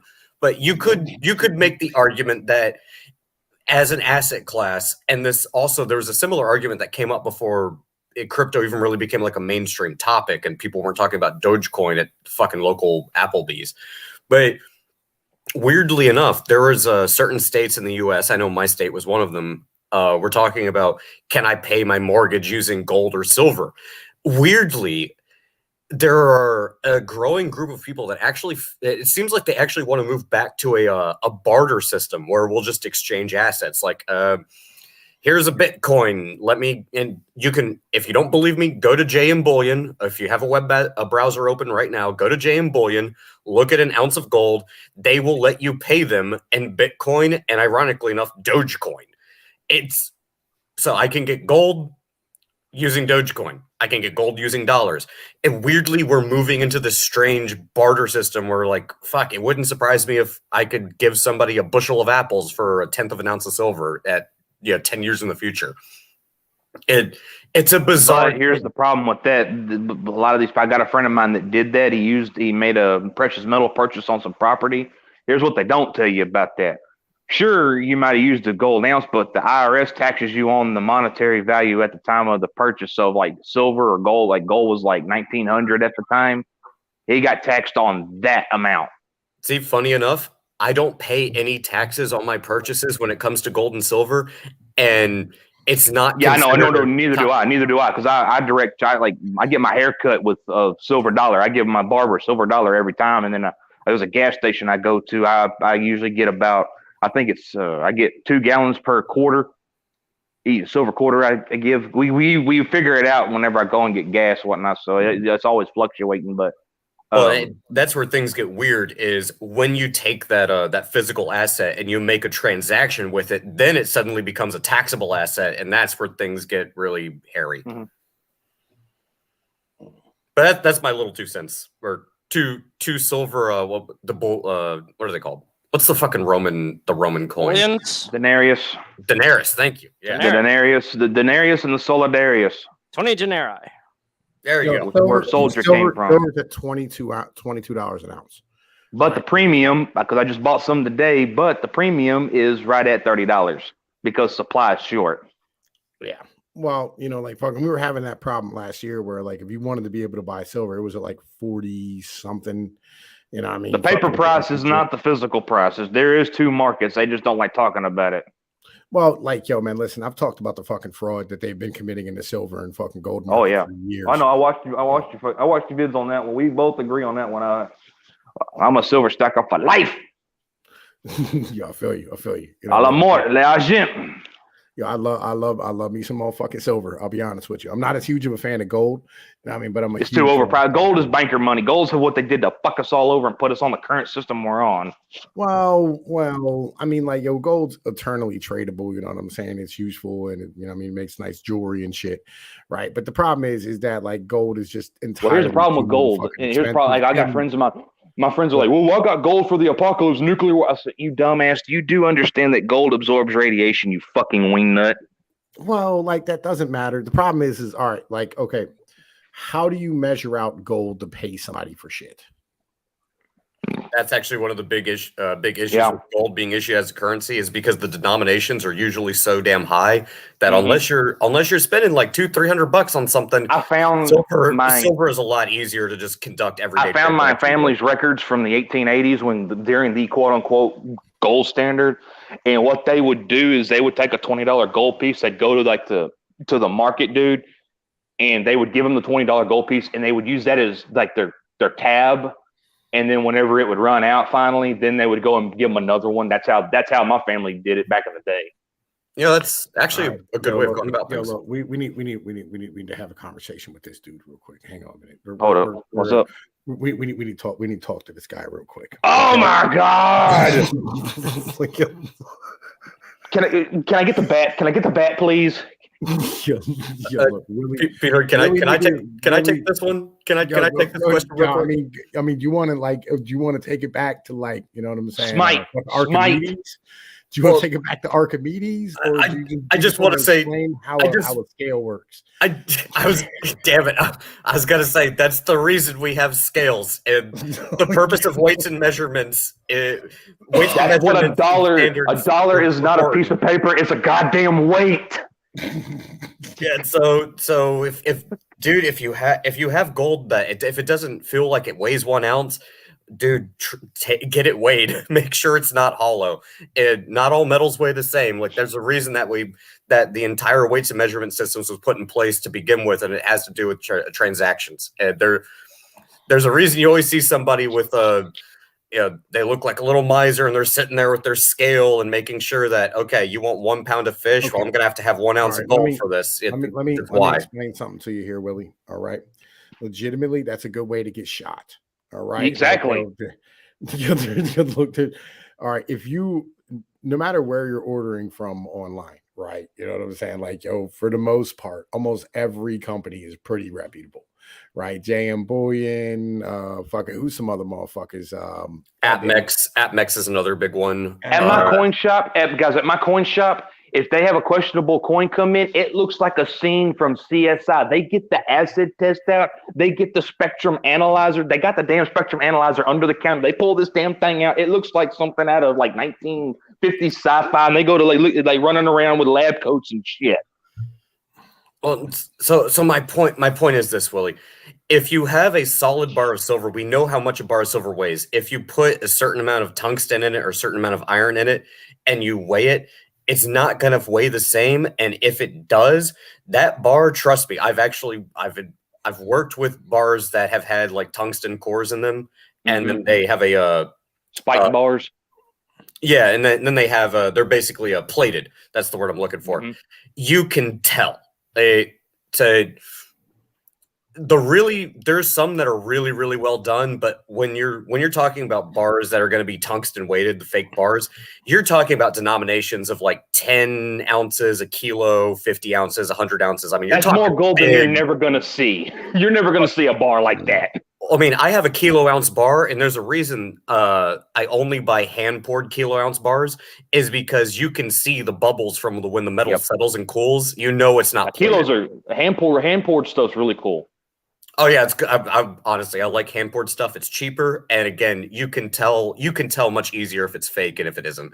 And the easiest way to figure out if the bar is fake is you can take a bar that you know isn't fake and put it next to a bar that you know is fake or you suspect would be fake.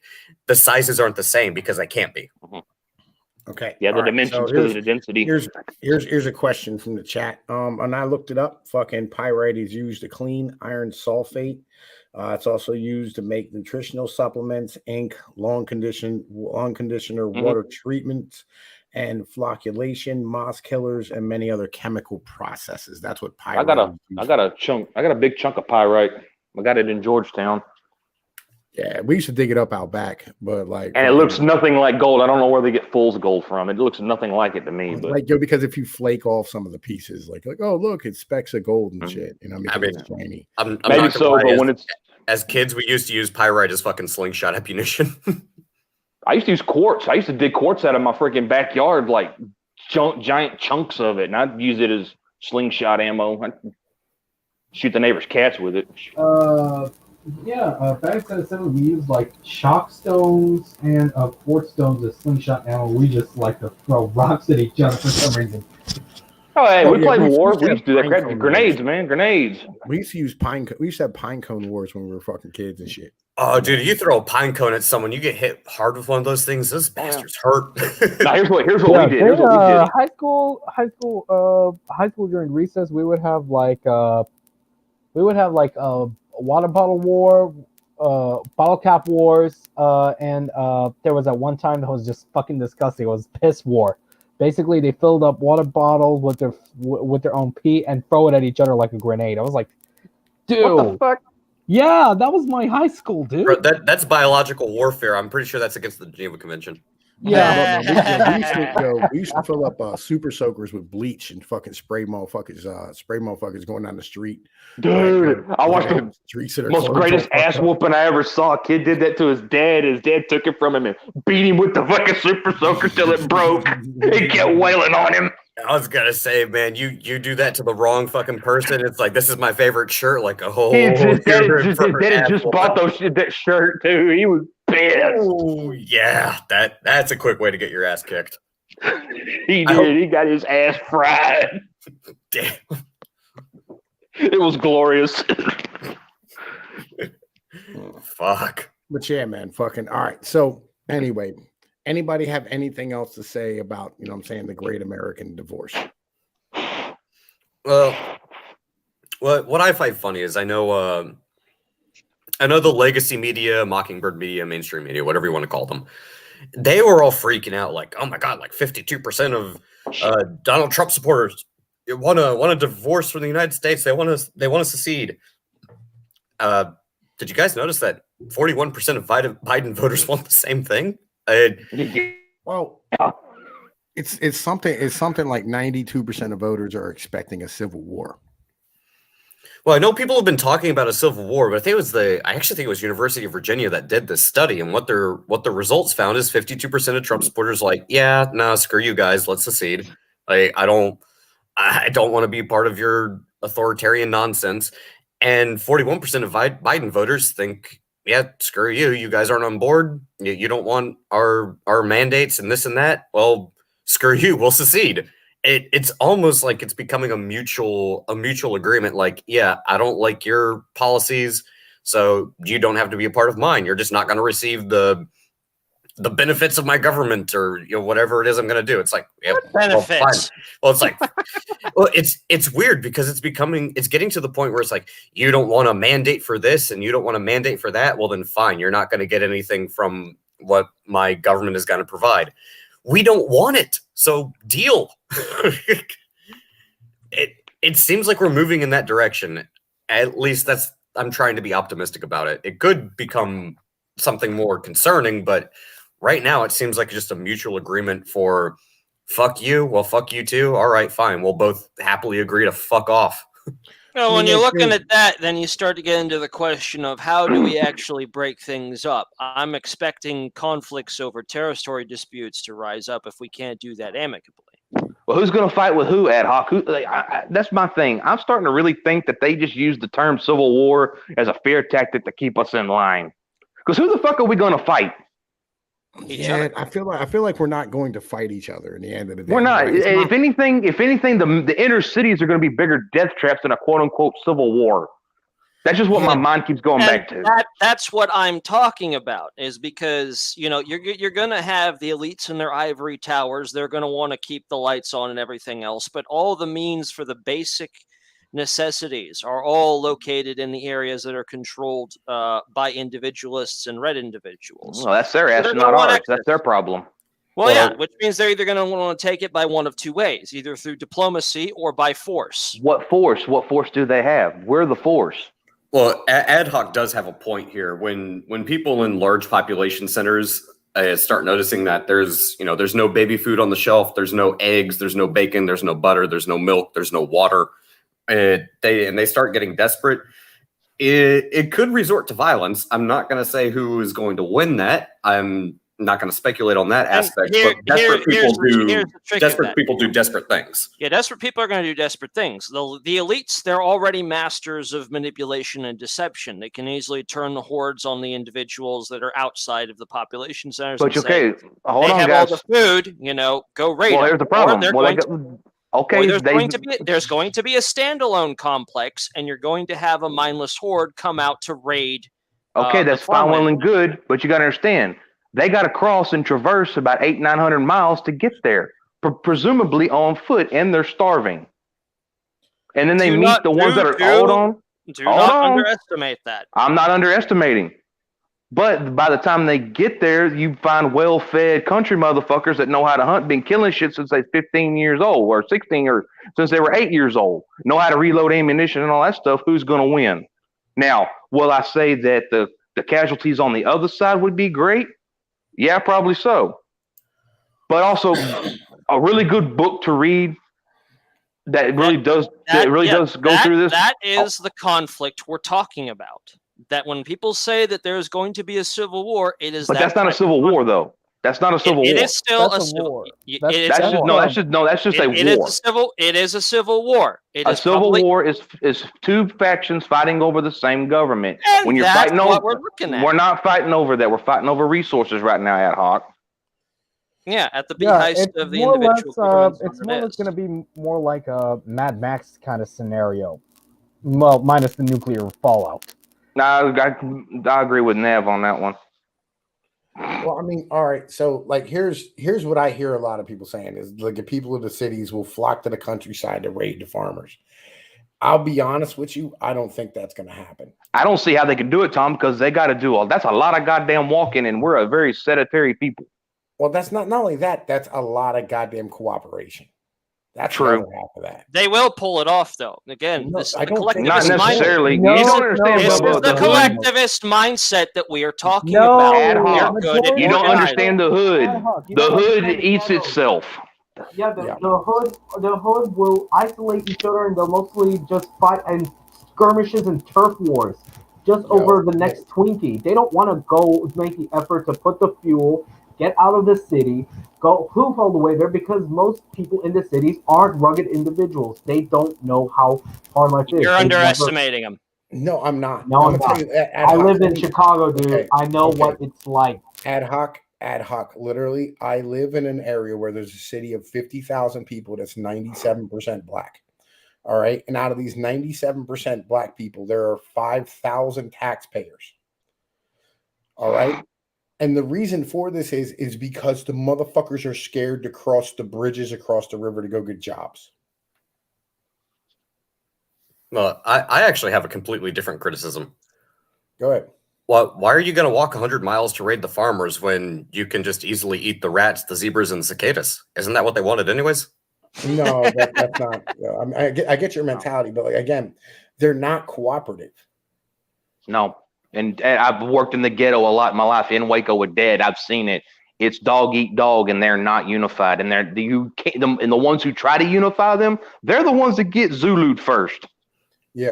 Also, I'll put the joking aside. I can actually agree with that sentiment, because when you go to an urban area, even just from a suburb like where I live, if I go closer into DC, dude, people don't like each other. Like, occasionally you might find someone who's friendly, and those friendly people are very outreaching. You know, hey, come down, let's go to McDonald's. Hey, sit down. What do you do? They want to, you know, They're the exception, not the rule. Yeah, but exactly, because the majority of people, if they're not absolutely crazy on the side of the fucking street, spouting off who God knows what. They don't give a fuck about you. They'll bump into you. They walk past you. They don't give a shit about you. Try getting a group of these people together and actually get them on the same page. Like anybody who's done team building before, who's been a project manager or worked in any of that type of capacity, it's not easy to get even a small group of like 4 or 5 people on the same page to agree with everything and execute their job and do it successfully. Try doing that with a large group of people, like 20, 30, I can 40, let me 100. quantify his statement. I can quantify Doku's statement. I was a supervisor for Walmart for 2 years. I had 17 people under my quote unquote leadership. You put them together, you might have had 3. And even then, it was like leading a herd of fucking cats. Well, dude, I feel you. I actually had to lead a group of 40 people for a certain project. Oh Jesus, I couldn't do it. The 17 almost drove me insane. Well, the thing is, the group completely fractured and broke apart, came back together because you still have a fucking job to do. But the thing is, even knowing that they have to come together and do that job, there was so much infighting. There were so many people who were just pissed off. Like the potential product that we could have provided was so incredibly subpar that by the time it got to me, I'm not going to rubber stamp this shit. I'm not going to put my name on it. This is garbage. Take it back and fucking fix it. Yo, I am not going. I honestly see where y'all are talking from, but I really think y'all are underestimating these people. Ad hoc, I don't. I do not underestimate them. These are But you got to understand only the collective. only the hardcore Kaczynski types might probably spread out. Those who are influenced by Ted Kaczynski, not Starbucks Marxists. Yeah, they will literally eat their own. All right, they will fucking sit there and raid each other's houses long before they leave. That is 100% correct, because yes, they will. Again, you'll notice that when people start getting desperate and they don't want to cooperate with each other, they don't work together, the large group will fracture into smaller factions, and they will start infighting before they'll actually unify and again make that 100-mile walk to go raid a farmer. They will, like you said, and they will eat their own before they will unify with each other and move on to a larger objective. And that's just, it's ironically enough, the reason communism ultimately fails is because it doesn't scale up. The larger group of people you're working with, you're gonna have one person who doesn't work with each other. Someone's gonna piss somebody off. The larger the collective, the more energy, resources, and food it takes to sustain it.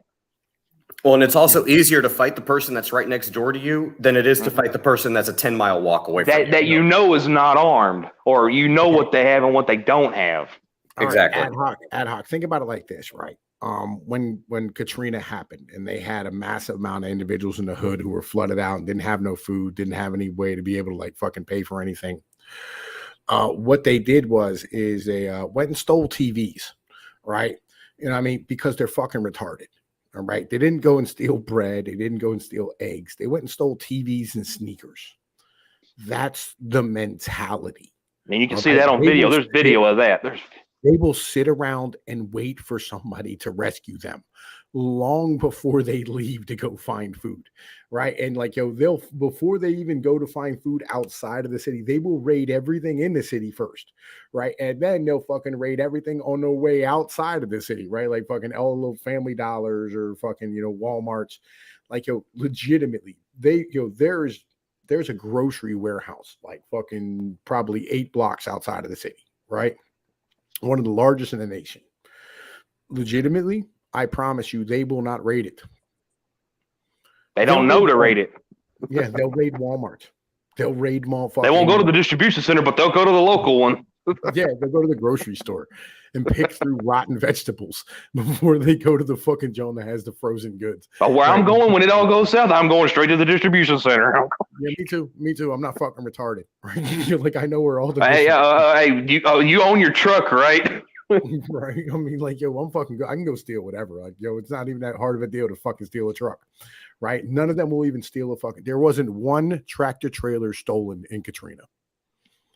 Not one person thought, hey, maybe I should go get a truck and go get some food. Not one person in the entire city. Millions of people. Not one came up with the idea. I had a friend. He got sent down there as a contractor, electrician contractor, to go down there. And he wound up living, they were on the outskirts of the city, and he was having to redo all the wiring. And the only safe place there was a small community it was multi whites, black, but they were all like kind of conservative, whatnot. And they banded together in their group. They put a wall around their fucking community, put signs up saying "You will be shot if you cross this line," and they had limit stakes out to 1,000 yards. And they had a radio communication with the National Guard, and the National Guard wouldn't even come up unless they radioed in first. There's another aspect to this conversation that needs to be pointed out. Desperate people are very desperate, and they only get desperate when they're lacking in basic necessities. It also means they're extremely easily satisfied. If people are starving, if people are hungry, and you give them enough food, hey, you can eat for a day. Okay, well, I want a little bit more. Oh, well, you can eat for a week. Oh, a little bit more.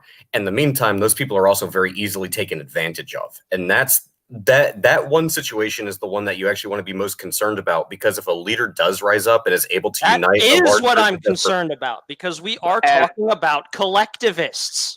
They don't have. Hold on, real quick. That is my point. You have to keep an eye out for that one particular outlying factor, because if there is someone who can unite a group of desperate people and actually effectively coordinate to a larger, greater goal besides "can I eat today," then now you are potentially looking at someone who's going to become. And then even then, that dictator is still held back by the fundamental thing. He only has so many resources. He can't really produce those resources. He can only go off what he can consume, and eventually you can consume yourself into starvation.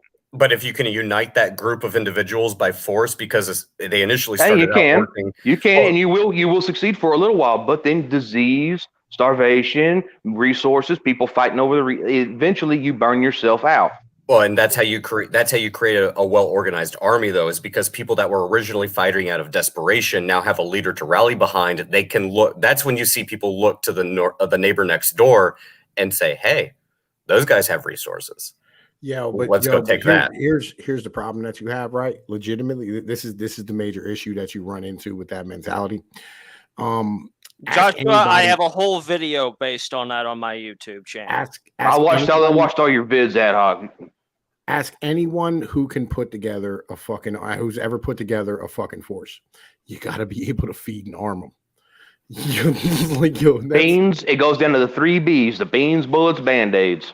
Lieutenants study battles, generals study logistics. I am not unfamiliar with this. Well, and that's the other thing. You can get people. Well, you can get. And presidents study strategy. Oh, and that's the thing. You can get desperate people to fight for a promise pretty easily, as long as that they believe in you. So if you can feed them for a day, good enough. Maybe they'll start listening to you. Feed them for a week and deliver on that promise. They'll actually start following you. And then lead them to a successful victory, and feed them for a month. You have an army. That's what you need to be concerned about. That's all fine and good. That is what I am concerned about, Dope. Well, then here's what you do, ad hoc. You understand that, and that's something I keep on my forefront. So here's what I would do. I would send in a fucking spy and keep tabs on everything. And eventually, if he got too big for his britches, I'd have his ass whacked. That's how you do that shit. You get back into that Machiavelli shit. Y'all gotta learn how to do that shit. That is what I am saying, how these conflicts will arise up. If we are willing to do all this and knock those people off, we'll have a better chance of it. But it is something that we do need to keep on. I understand. I don't sit here and say that that can't happen or that I don't blow it off. But the statistical likelihood of it is small, but it is it's a legitimate threat. But it's much higher than you think. It is much higher than you think. But you are not factoring in what you need to sustain that. That's what you can't get around. If you let the fear of the boogeyman take away your rationality from, you got to have food, you got to have water, you got to have sleep, you got to have your latrine duty. Have you ever had to dig a Civil War latrine? I have, because I used to do Civil War reenacting. The shit disease can kill your army faster than anything. And when you get a lot of people grouped up together, dysentery, what's that other shit? Dysentery, cholera, all your shit-based diseases come back and will wreak fucking havoc through everything. That's what another thing people don't understand. Once our way of life, our bathing every day, our 2 to 3 baths a day starts going down, disease, brain comes back up. All the shit we thought we had knocked down comes right back up. Well, all right. Well, here's my problem, right? With the idea of somebody rising up and actually leading motherfucking troops. I honestly don't think that will ever happen, right? If you've ever been to the hood, there's a reason why in the past 60 years there has not been a leader in a hood. There hasn't been not one at all, right? It's because like literally it's incapable of fucking happening. It's just not even possible. It is very much possible. Well, That's where we get the I would- standalone complex. I would actually add a caveat to that. It's capable of happening in I forget the actual proper term for it. I think it's participatory leadership. It will happen, but it never lasts. Like even Caesar rose to power, but guess what? He got assassinated at the end, and the whole empire went to shit. Even that's. We're not talking about people who are as smart as Caesar. So what I'm trying to say is that there might be one individual who is actually capable of doing it. That's the person you need to be worried about. I'm not saying it is going to happen. I'm saying that's the one possibility that you need to keep an eye out for, because if it does happen, because it will happen. Well, there's always a possibility that it will. It's not a guarantee, but if it does, you need to be concerned. Let's have this real conversation. All right. Well, we're not talking about white people. All right. We're just not. In the end of the day, okay, like we're talking about black people in the hood. This will never happen. It can't happen. It will happen. Look, seriously, like you can starve these motherfuckers out just by promising them chicken. I'm more worried about a white guy being able to do it than I do a black guy being able to do that. Because I'm not lying. Ad hoc. You got a book report. I know. I'm laughing. But Listen. No. Book report. Go find this book. You can find the audiobook version of it. 1 Second After by William Forstchen. If I think about it, I'll try to tag it onto your audiobook. They go through this exact same scenario. Hey, I'll be honest. I'm concerned about a Caesar, an Alexander, a Genghis, and Attila. But those are the only names I can really come up with. So what do you think General Milley's a fucking Caesar? No, if we're gonna talk about freaking Milley, no, Milley got to the position because he knew political generals that we have today are nowhere near the caliber of Caesar. They're all political fucking hacks. But that's the thing. The type of general that General Milley is he got to the position that he's in because he knows who to stroke, he knows whose pockets to line. He is not a participatory leader. Participatory leaders only arise out of a necessity, and because the group consents to that being the leadership, they will follow that person. But that group that has been arose out of that necessity will, once that necessity is sated, once it's filled, when there's no external threat for them to unify behind, that leader will fall and crumble, or somebody else will take the position and they'll start attacking a different problem.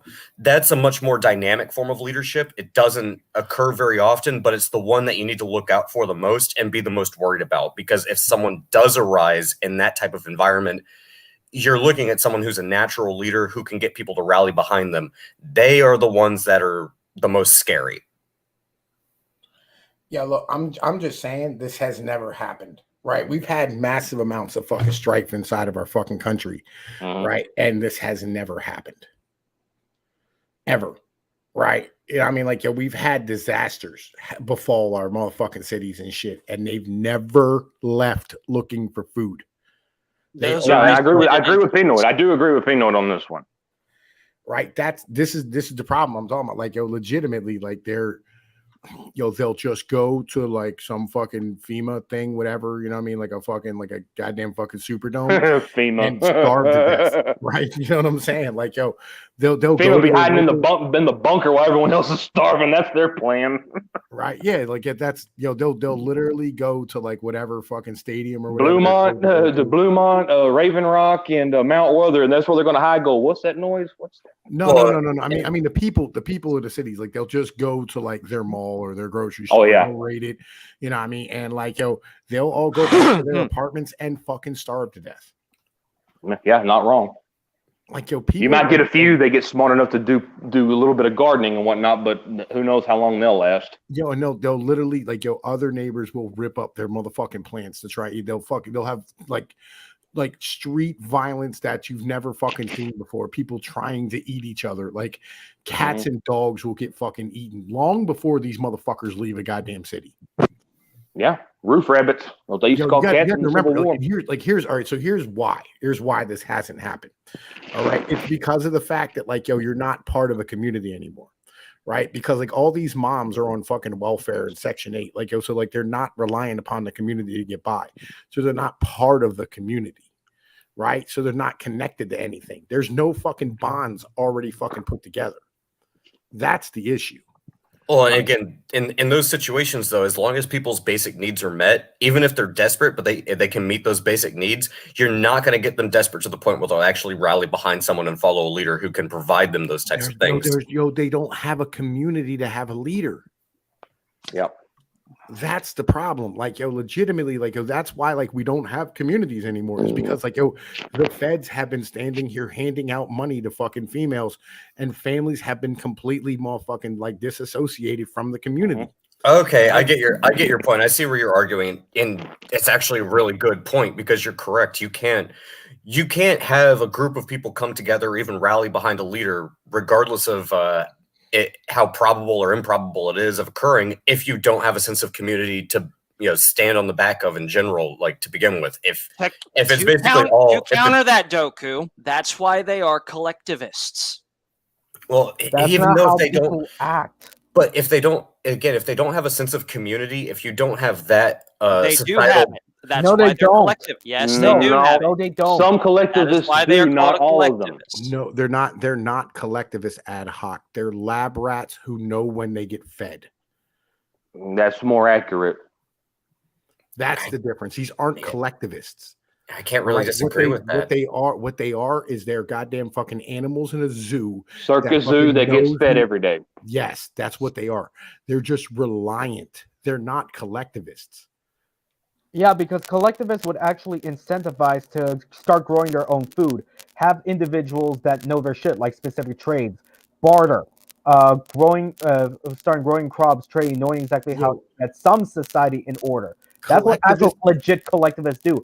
The people you're referring to are basically, well, docile, not hardcore Yanomami warriors ad hoc. Like this is the problem. Like you think that like they're actually like collectivists. They're not. If they were collectivists, they'd want ownership of the motherfucking like means of production. They don't want to own anything. They just want free shit because they're relying upon free shit because they have been for 30 or 40, 50 fucking years since LBJ. That's the difference, right? They're literally just lab rats in a motherfucking box that knows that like, this is where the water comes from. This is where the food comes from, right? So they're not like relying upon other rats to work together to be able to fucking get that food. That's actually a good point. I think trying to refer to these types of individuals that we're referencing in this conversation, they're not collectivists, they're not individualists. They're, to be blunt, they're entitled, they're selfish, and they're lazy, but they're also extremely aggressive. It's a really bad combination of traits where if you wanted to, again, scale things up to at least bare minimum a self-sustaining society, these are not the types of individuals that are going to build that type of society. And then remember what I told y'all earlier about the Prozac withdrawals and the antidepressant withdrawals and all the artificial medicines we take to prolong our lives and to make our qualities of life better. That shit's not going to be there. So do you want? Sorry, I have to do a sales pitch. So do you want 1 pound of popcorn or 2? I'm gonna have to drive. I'm gonna have to drive at least one state over to get it, but I'll get it to you. Yeah, I like this. Give me about 3 pounds if you can. I like this right here. The Amish are collectivists. Like, that's a whole yes. All right. So like here's the mental. The Amish and the Mormons. Okay, think about it like this. All right, what these people are cats in a house, right? They're a cat lady's cat, and the cat lady is dying. Yeah. Right? So reminds me of Rick and Morty. It reminds me of the interdimensional cable channel episode from Rick and Morty. That was a thing. Okay, yeah. But like here's the thing, right? They're cats in a cat lady's house who's dying, right? And the cat lady is America, All right. What they're going to do is they're going to eat the cat lady. Yep. Right. But Now, here's hard bodies. here's the crazy thing. When cat ladies' cats die, they die right after because cats can't feed themselves and they don't know how to get out of the house. And they don't try to get out of the house. A dog will. Dog will chew through the door to get out. This is the thing. That's what this is. A dog will protect you for a while, but then he'll get to where he gets hungry and thirsty, and he'll find a way out. He'll try or he'll die in the house too. He'll die trying. Right? He'll die in the house too, though. That's what this is. Literally, like, these aren't collectivists. These are pets. That's actually a really good way to put it. Like, yo, And I used to think that ad hoc. I mean, I still worry about that thought that you have too about the boogeyman uniting all these motherfuckers and whatnot. I used to and it used to really keep me the fuck up at night till I really started looking at society, and I got out and I started working out in the world with Dad, and I actually went into the ghetto and working with Dad and seeing how the ghetto operated and everything. And when I saw what happened in Katrina, like what P said, I had a lot of friends go down there and they came back with their stories. I realized I was like, well, best thing to do is just stay out of the fucking cities and you'll be all right. Not I wrong. like That is going to be the better option. But no, I'm looking at this situation and I'm trying to be something like I don't right now I'm looking at this. I'm trying to stay at least two tanks of gas away from any major city. I want to hear Ad Hoc's perspective. Go ahead, my brother. Like, finish up. Okay, well, you understand here. You just pulled up the Amish are collectivists in that terms. What exactly is the Amish movement? Is it a religious movement? Yes. Now, It's a apply the same thing to the leftists, the progressives, and everything else. This new ideology is their religious movement. They have no ideology. There is And no that is the religion. ideology that keeps them together. They have no ideology. There is no ideology. Like, yo, think about it like this. Literally, like, fucking black people were killing each other at fucking Popeyes over a chicken sandwich. not wrong. They were dragging people over the counter because they ran out of chicken. They don't have an ideology. They're just greedy. So the Church of Woke doesn't exist then? No. Well, first off, before we get too off topic, I actually really like the way Pinoid put it. These people are essentially pets. They have all their needs met. They have an authoritative source that is essentially controlling them and giving them promises. As long as their basic needs are met, as long as their desires are met, and anything they might desire in the future is promised to them, yeah, they're pets. They really are. It's and what happened? Okay, yeah, here. All describe them. right, now Doku. Here we're going into the whole thing here. What happens when those city centers run out of those basic necessities and can no longer provide for the pets? Oh, the thing is, they'll eat themselves before they come after anybody else. And what if the people that are providing for them basically open the gates, shuck the chains, and tell them, "There's your food source. Go fetch." Well, what you're describing is you're essentially going to end up with the best example I can think of is in Eastern Europe when you had roving bands of wild dogs. They will form packs, but that takes time, and there's going to be a lot of them that those packs are already pre-formed. They're already ready to go. I don't know if I would say they are because I don't think they're desperate enough to get to that point yet. If a politician says go sick, right? Relaxing waters. Like, yo, that's the worst. That's the worst possible thing they can do. Like, yo, because like, yeah, and they lose their power base. They will leave, right? And because like, it's now here's the thing. You're not accounting also for the middlemen in that situation. The politicians can under the table talk to the people that are in charge of these groups and give them their marching orders. And then you have those people in the open stand up. The middlemen say, "All right, follow me. I can lead you to the promise." Okay, may I counter Ad Hoc? Why hadn't that happened already? They can do it at any time. Actually, right now is the best time to do it if they were going to do that. Because they're waiting just like we are for the opportune moment. That opportune moment has not happened yet. Well, it's close. We're not there yet. They're fucking terrified of leaving that fucking city. Well, I just want to touch on something real quick. The reason I say the example I use, I'm going to feed you for a day. I give you food. You eat for a day. I've built trust. I'm going to feed you for a week. I did. I've built trust.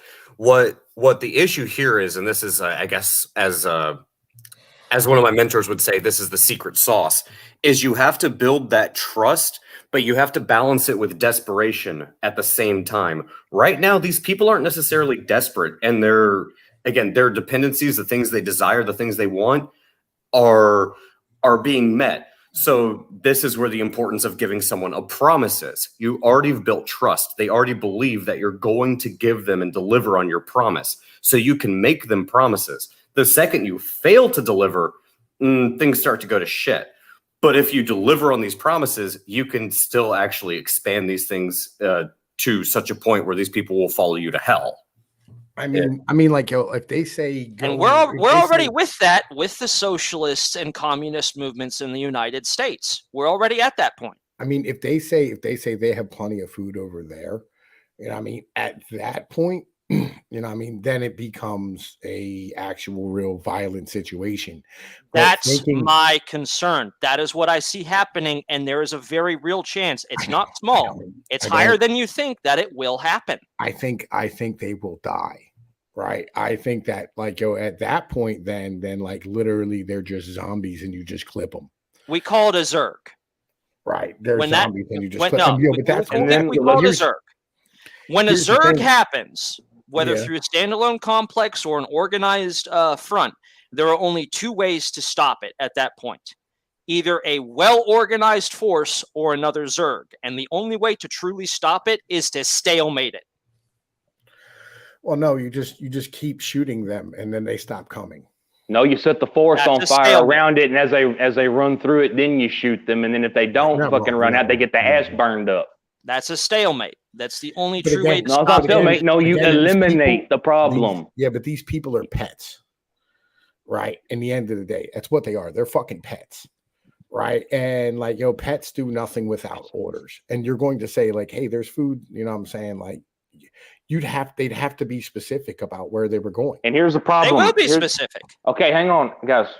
So they have one battle. The Zerg comes in, and they meet the well-organized farm boys with rifles and shit like that. And they get, they get about 40% of their force destroyed. What are they going to do with their wounded? What are they going to do with the dead? Again, like, this is not like an organized thing, right? And so, like, after the battle, you're going to have dead bodies. You're going to have wounded. You're going to have people laying out. That's your fighting force. Man, listen, like, it will literally at that point, like, you're just bucking down civilians at that point, right? And like, they're just it's a civil war at that point, Tom. There are no civilians. No, they're civilians. That's what they are. There are no civilians in war like this. Ad hoc. How many of them are trained fighting soldiers like you? No. Doesn't matter. What that is. It does matter. Most of them couldn't operate at safety on an M4. That's zoo animals who escaped the zoo. That's what they are at that point. It's not a civil war. I mean, at that point, you have no innocents. You have no civilians. Pretty much, they're just fodder. They're open season. Yeah. They're literally just. This bothers y'all? Y'all are bothered by this? It doesn't bother me. What really bothers me here is that this is a scenario that I believe will feasibly happen, and everyone else here thinks it won't. No, I'm not saying it's not. I expect it to happen. No, I do expect it to happen. I don't expect. But it's not going to be a nationwide thing. It's going to happen in certain locales and areas, but it's not going to be one organized throughout the country thing. Yeah, it's going to be multiple flashpoints. Yeah, and at that point, when you have enough of them, you have a full-blown conflict and war on your hands. Ad hoc. Sorry, real quick. Ad hoc. I'm sorry. I'm not saying that I don't think it will happen. I think there's a very real possibility it could. And that's why I think it's important to talk about this and have this conversation, because if it does start to happen, we'll see signs of it happening before it actually becomes a thing. That's a flashpoint. And yeah, once you start to see one flashpoint, the dams are going to start breaking. Here's the problem with that. Another one and another one. Ad hoc. And by the time you reach enough of them, it's going to be a full-blown war. Ad hoc. By the time, what fucking war? Who are you going to fight? By the time you're shooting your neighbors, you're well past all that bullshit. Everything else has collapsed around you to get to that point. There is no fucking war. You're just fighting over resources at that point. That's what we're talking about. The fucking China, the fucking war. That's not a civil war. I'm sorry. That is not a civil war. A civil war is two organized governments fighting, or two organized factions in a government fighting for control of a government. That is the textbook definition of a civil war. This isn't civil war. Like, yo, what this is branding fucking like roaming bands of motherfucking like vandals is what the And fuck. I'm hearing burning. If a horde from Austin comes in to take my fucking town, you think I'm going to give a fuck what's going on in Kentucky? No, I'm more worried about that son of a bitch coming right to me with a big knife wants to eat my ass. Yeah. Like, yo, legitimately, this is why we have the Second Amendment. Like, yo, we'll buck them down. Like, they'll get laid down. It won't even be an issue. There's a reason I have 10,000 rounds of ammunition. You know what I mean? That's it. Yeah, that's all I want. Come on, man. Like, yo, you act like I need more than 10,000 rounds.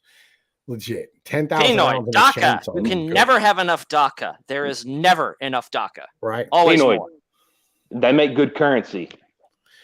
I got silver for that. I know. We're good. Like, I'm cool. Hey, you don't spend your good money.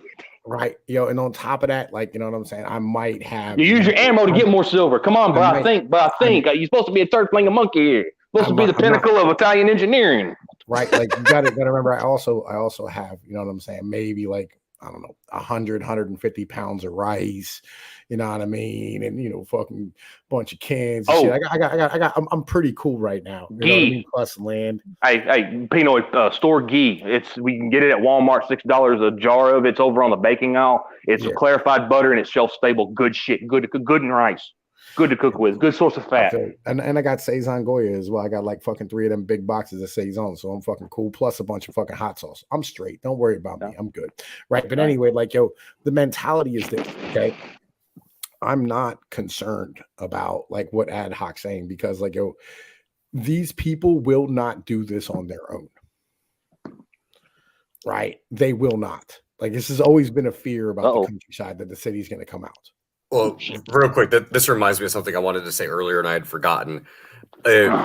We're essentially talking about two different scenarios, and we have to recognize one group is a pack of wild dogs versus the other group is a pack of hunting dogs. One knows what to do, knows how to take orders, and is well trained at the job that they're supposed to do.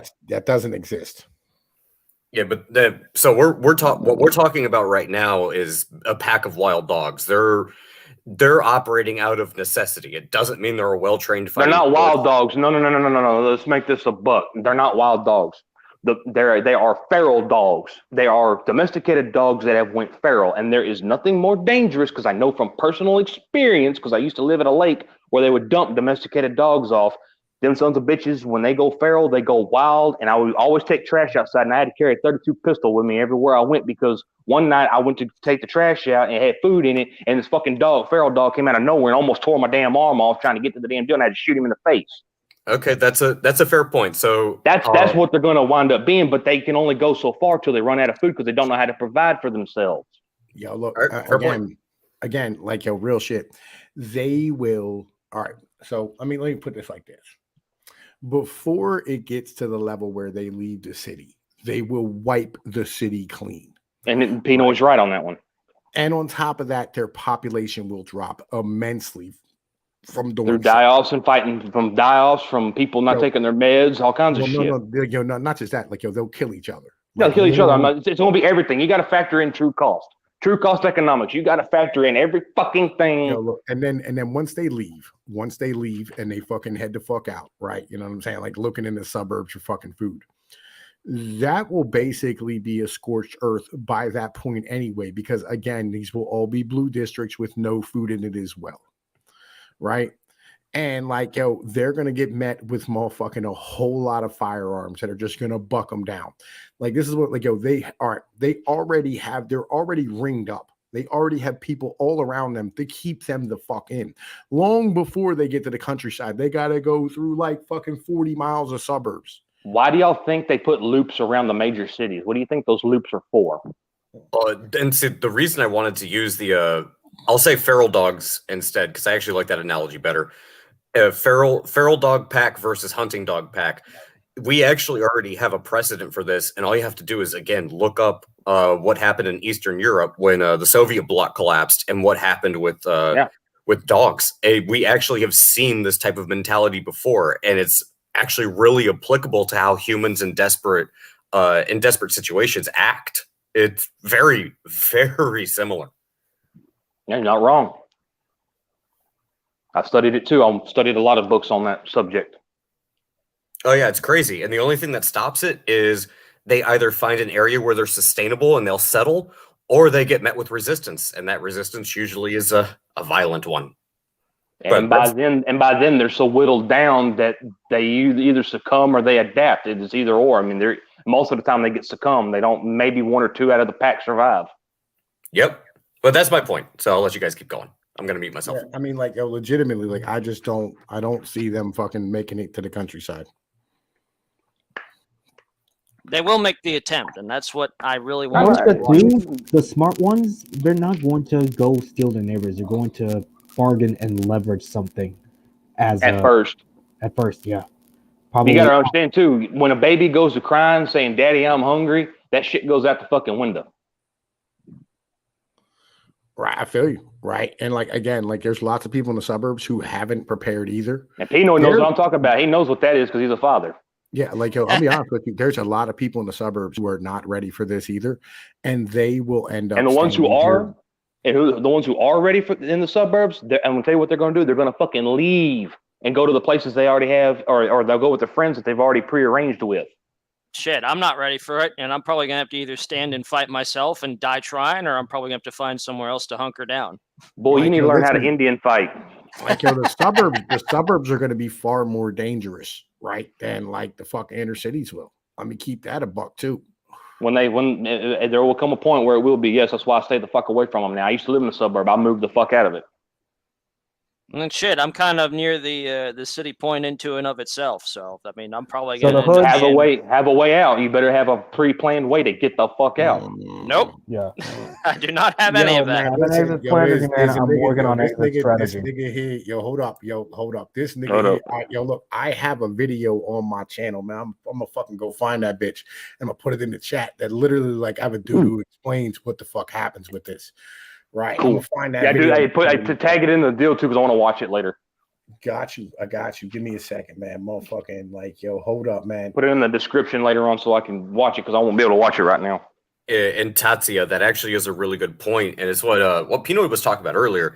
It's easier to fight your neighbors than it is to walk 10 miles to go get that thing that you're desperate for or that you need. Like that, you will see that happen. There will be a lot of infighting, and then only when this thing is finally said and done, you'll start to see people migrate out of these large population centers and start looking for the stuff that they need. Because, to be blunt, look at New York, look at Detroit, look at DC, look at Chicago. Yeah, look at Chicago, look at Boston, look at LA, look at San Francisco. I could name off every major population center in the US. You know what you can't do in a large population center like that? You can't grow food to support that population. They will eventually migrate out, but only after they've essentially killed each other off. Cue the scene of the Chaz garden. Yeah, that's exactly what we'll be looking at. They basically destroyed it. They destroyed a fucking city park for a garden that didn't even grow that well. They thought it would grow in 2 days. You know what's even more hilarious? They segregated it. Yeah, I know. It's even better. Feeding everybody, they said, okay, all this is going to be for one race, all this is going to be for another race. I'm looking at it like, that's not even going to feed a family of 5. You have to be... I am not joking. No, he's not. He's not. I watched that thing from start to finish. I had a friend of mine who lived 3 blocks from it. They didn't even tear up enough of the park to really create any kind of real farm in there. Really, it looked like it was a garden started by like a housewife with nothing better to do. That's about the size of it was. And then they started segregating it. They had a sign up and everything. You can find it. It's online. Yeah. You can see the deal where they were talking about the Chaz garden. They even had a fucking sign up there. This garden is specifically for our black brothers and everything else. And I'm just like, the fuck. Oh yeah, wasn't even enough in there to feed it in it. Fat Andy, that's exactly what I was imagining when you were when ad hoc. It's the meme. It's the solid meme right there. It wrote itself. It's like we're gonna put the cardboard underneath the dirt. Yeah, this small pile of dirt because that's definitely gonna grow. That's definitely gonna grow corn and rice. Like, are you guys serious? But ad hoc. You cannot feed a metropolitan population on the size of a basketball Oh, court. God, no. That is Hell not no. feasible. Ad hoc, I do highly recommend you go listen to, and you can find. I'll try to tag it to you later on. 1 second after by William Forstchen, he gets into that. What happens is an EMP hits and shit goes south, and then later on in the deal that this very thing we're talking about happens. But he goes through prior to the battle, during the battle, and what happened after the battle, and what it cost on all sides, and it's well fucking done.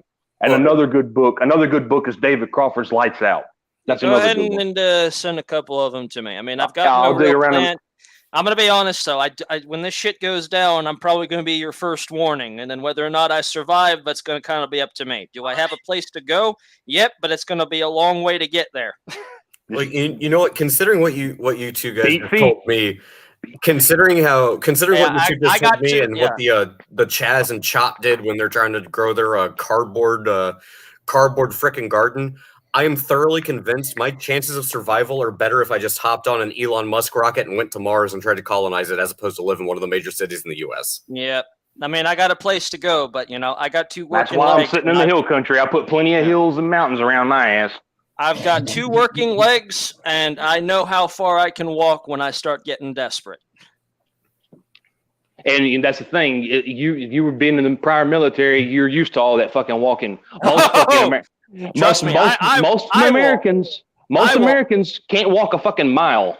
I will outwalk the competition long before they even get to me. I calculated it. I walk about 12 to 16 miles a night at my store. All right, I put that video in the description, and I put it in the motherfucking chat. Yo, legit sauce. And it's 1 year in hell when shit hits the fan. Fucking like it's the fucking war in Bosnia and shit, right? Where like hey guys, one thing though, ad hoc too.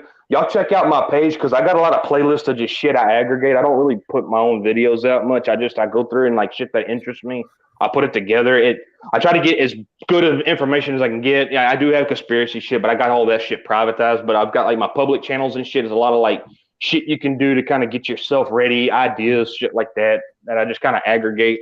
Y'all get a chance, go by and pick out you some ideas and shit like that. And also, just because I want to say the same thing that Willie in the chat said, Adhal, thank you for your service, dude. Please don't, really. Yeah. I mean, it wasn't anything, to be honest. I did not. Thank you for your service. Oh, Jesus. Guys, I really didn't do much of anything. The fact of the matter is, you did something, and that's all that matters. So just you had the balls to take the oath. That's true, and that's an oath I do take seriously. I mean, unlike most people that I went to basic and AIT with, I signed up intentionally to serve my country. I didn't go there for, the college funding. I didn't do this. I was on the streets, homeless, had nothing better to do. Just like my former roommate did the exact same thing. Was there. I was in an academy. My family left me behind. They moved to the different state without me. I was literally homeless by the time I was 17, nowhere else to go. So I told the recruiter, I said, look, I'm looking for an adventure. I'm looking to be, at least to be half taken care of, and I am willing to die for this country. And that's why you should accept our thanks and don't ask anything of it. Don't ask no questions. I mean, I wanted to get deployed. I wanted to, experience everything and come What was back. your MOS? I was a 15 whiskey UAS operator, so drone my guy. My roommate was a fister. A fister? Yeah. He called in artillery strikes. Oh, okay. I know what you're talking about then. Forward observation guys. Yeah, they call them fisters. I can't remember the whole acronym, so I just remember fister. But yeah, man, like, I'm just saying, like, legitimately, I'm not concerned with like the city folks leaving and coming out trying to fucking, like trying to raid the countryside, because like, I don't think it'll happen. And And it depends on how far out you think they're going to go. Oh, Vash is here. What up, Vash?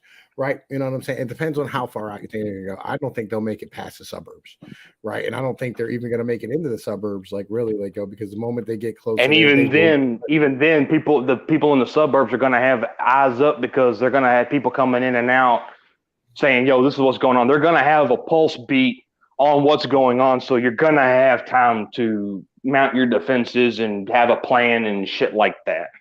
That's really where I'm coming from. As long as we acknowledge that it is a very real thing, and I am definitely sure it will happen, then I believe that, they're not going to make it out of the cities. And that's basically the best hope for it. Worst comes to worst, because that was literally what I was planning for when I was in the service, is that, the worst that will happen is that they do get out there and they just basically locust swarm it. You're not wrong. That was part of my duties, is to be. We do that, but that was the thing. We all agreed that can happen. We do agree it can happen. And I personally believe it will happen. But whether or not we have the defenses in play, as you boys said, I think that is going to be the likely response. And if us rednecks and white TRASHNO states could figure it out, I think there's some other people in other groups around here that figured it out too. No, they know. Everybody knows, and that's really what I want. I want everybody to be aware of it, and I want you to at least, know that this is going to have a very real chance of actually happening. I fully believe that it's more likely going to happen than not, and if we're ready for it, so be it. We'll have the best situation. Everyone goes home happy. Y'all do not know how many black powder cannons are in private hands right now, and that they know how to make the old school canister shot. I am very happy to hear that, because I want them. Bro, but you need to start going. If they're in your region, you need to start going to Civil War reenactments. You will meet all kinds of interesting people. Shit, I live right outside the Civil War Memorial. They probably start looking around for them and start going to them. You'll find like-minded people. You'll find out you're not as alone as you think you are at Hog. I'm 45 minutes from Gettysburg. Mm-hmm. You believe me? I know Civil War reenactors. And my Western Division commander was a retired lieutenant general. I was his aide de camp. He taught me all kinds of shit. I miss that man. He was awesome.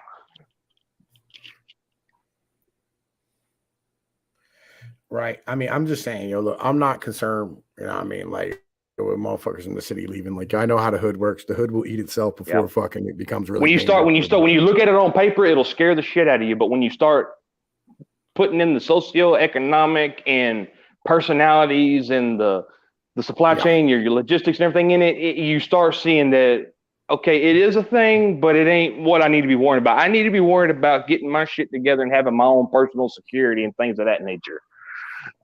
I go a little bit further than that. I got to think more on how the enemy thinks about this. And I'm looking at them. I'm seeing the fanaticism. I'm seeing everything else that goes there. That is actually ratcheting it up for me. You don't understand. The cities do not have the fucking ideas that you think they're having. What you see on the news and what you see that Antifa and all that, they're like, what he's listening to, right? What he's hearing, all right, is college educated leftists. Right. And what you have to understand is in the hood, there are no college educated people.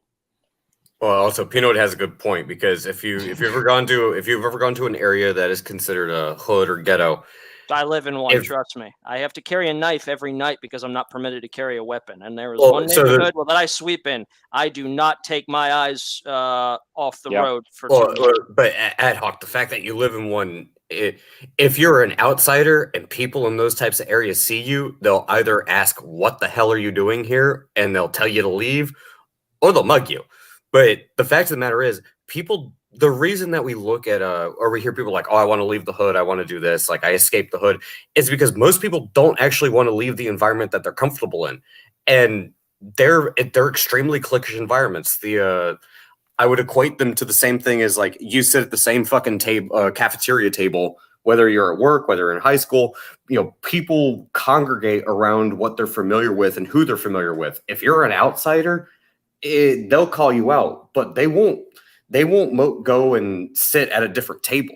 They don't want to. That is part of it, Doku. I am an outsider, and I have worked with people. I've seen people walk up to me at 1 a.m. when they really shouldn't be. As long as you have that posture that you're aware and awake, Most people generally don't fuck with you.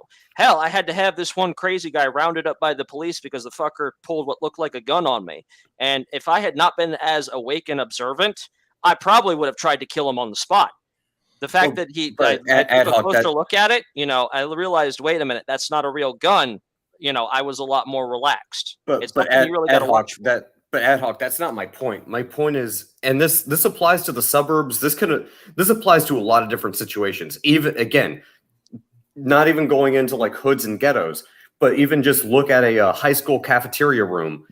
People are not going to go sit at a table that they're not familiar with. I don't know if you guys remember in high school, but I remember if I moved to a new school, I don't sit at a table surrounded by a bunch of people that I don't fucking know. I'll sit by myself.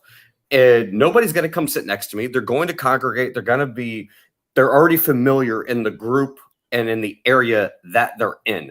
They're not going to easily move out of that familiar environment. And when they do, it's only out of necessity, or again, if you can find someone who can give these people an authoritative order, then they'll move. But that requires the emergence of a leader. Most people aren't going to do that naturally. They will infight and eat themselves first before they move and go sit at a different table. That's my point. Think Case about in it. point, the popular girls. Think about it like this. There would never be starvation in the world if motherfuckers were all willing to leave the moment they got hungry.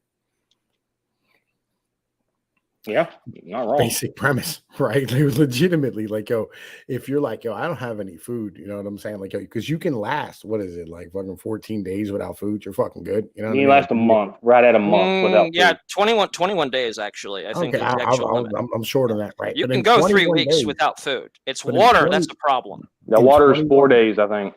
3. Not 3? even Is it 4. 3? It's 3. Well, some 72 people, hours. it depends on the person. It depends on. I know. If I've read some that are 4, some are 3, so I don't remember. well, It's at least roughly 72. As long as it's a shitty fucking way to die. Yeah, it's here's the very mentality. shitty. In 21 days, you can probably traverse on average walking 3 miles per hour. Right, it's 3 miles per hour.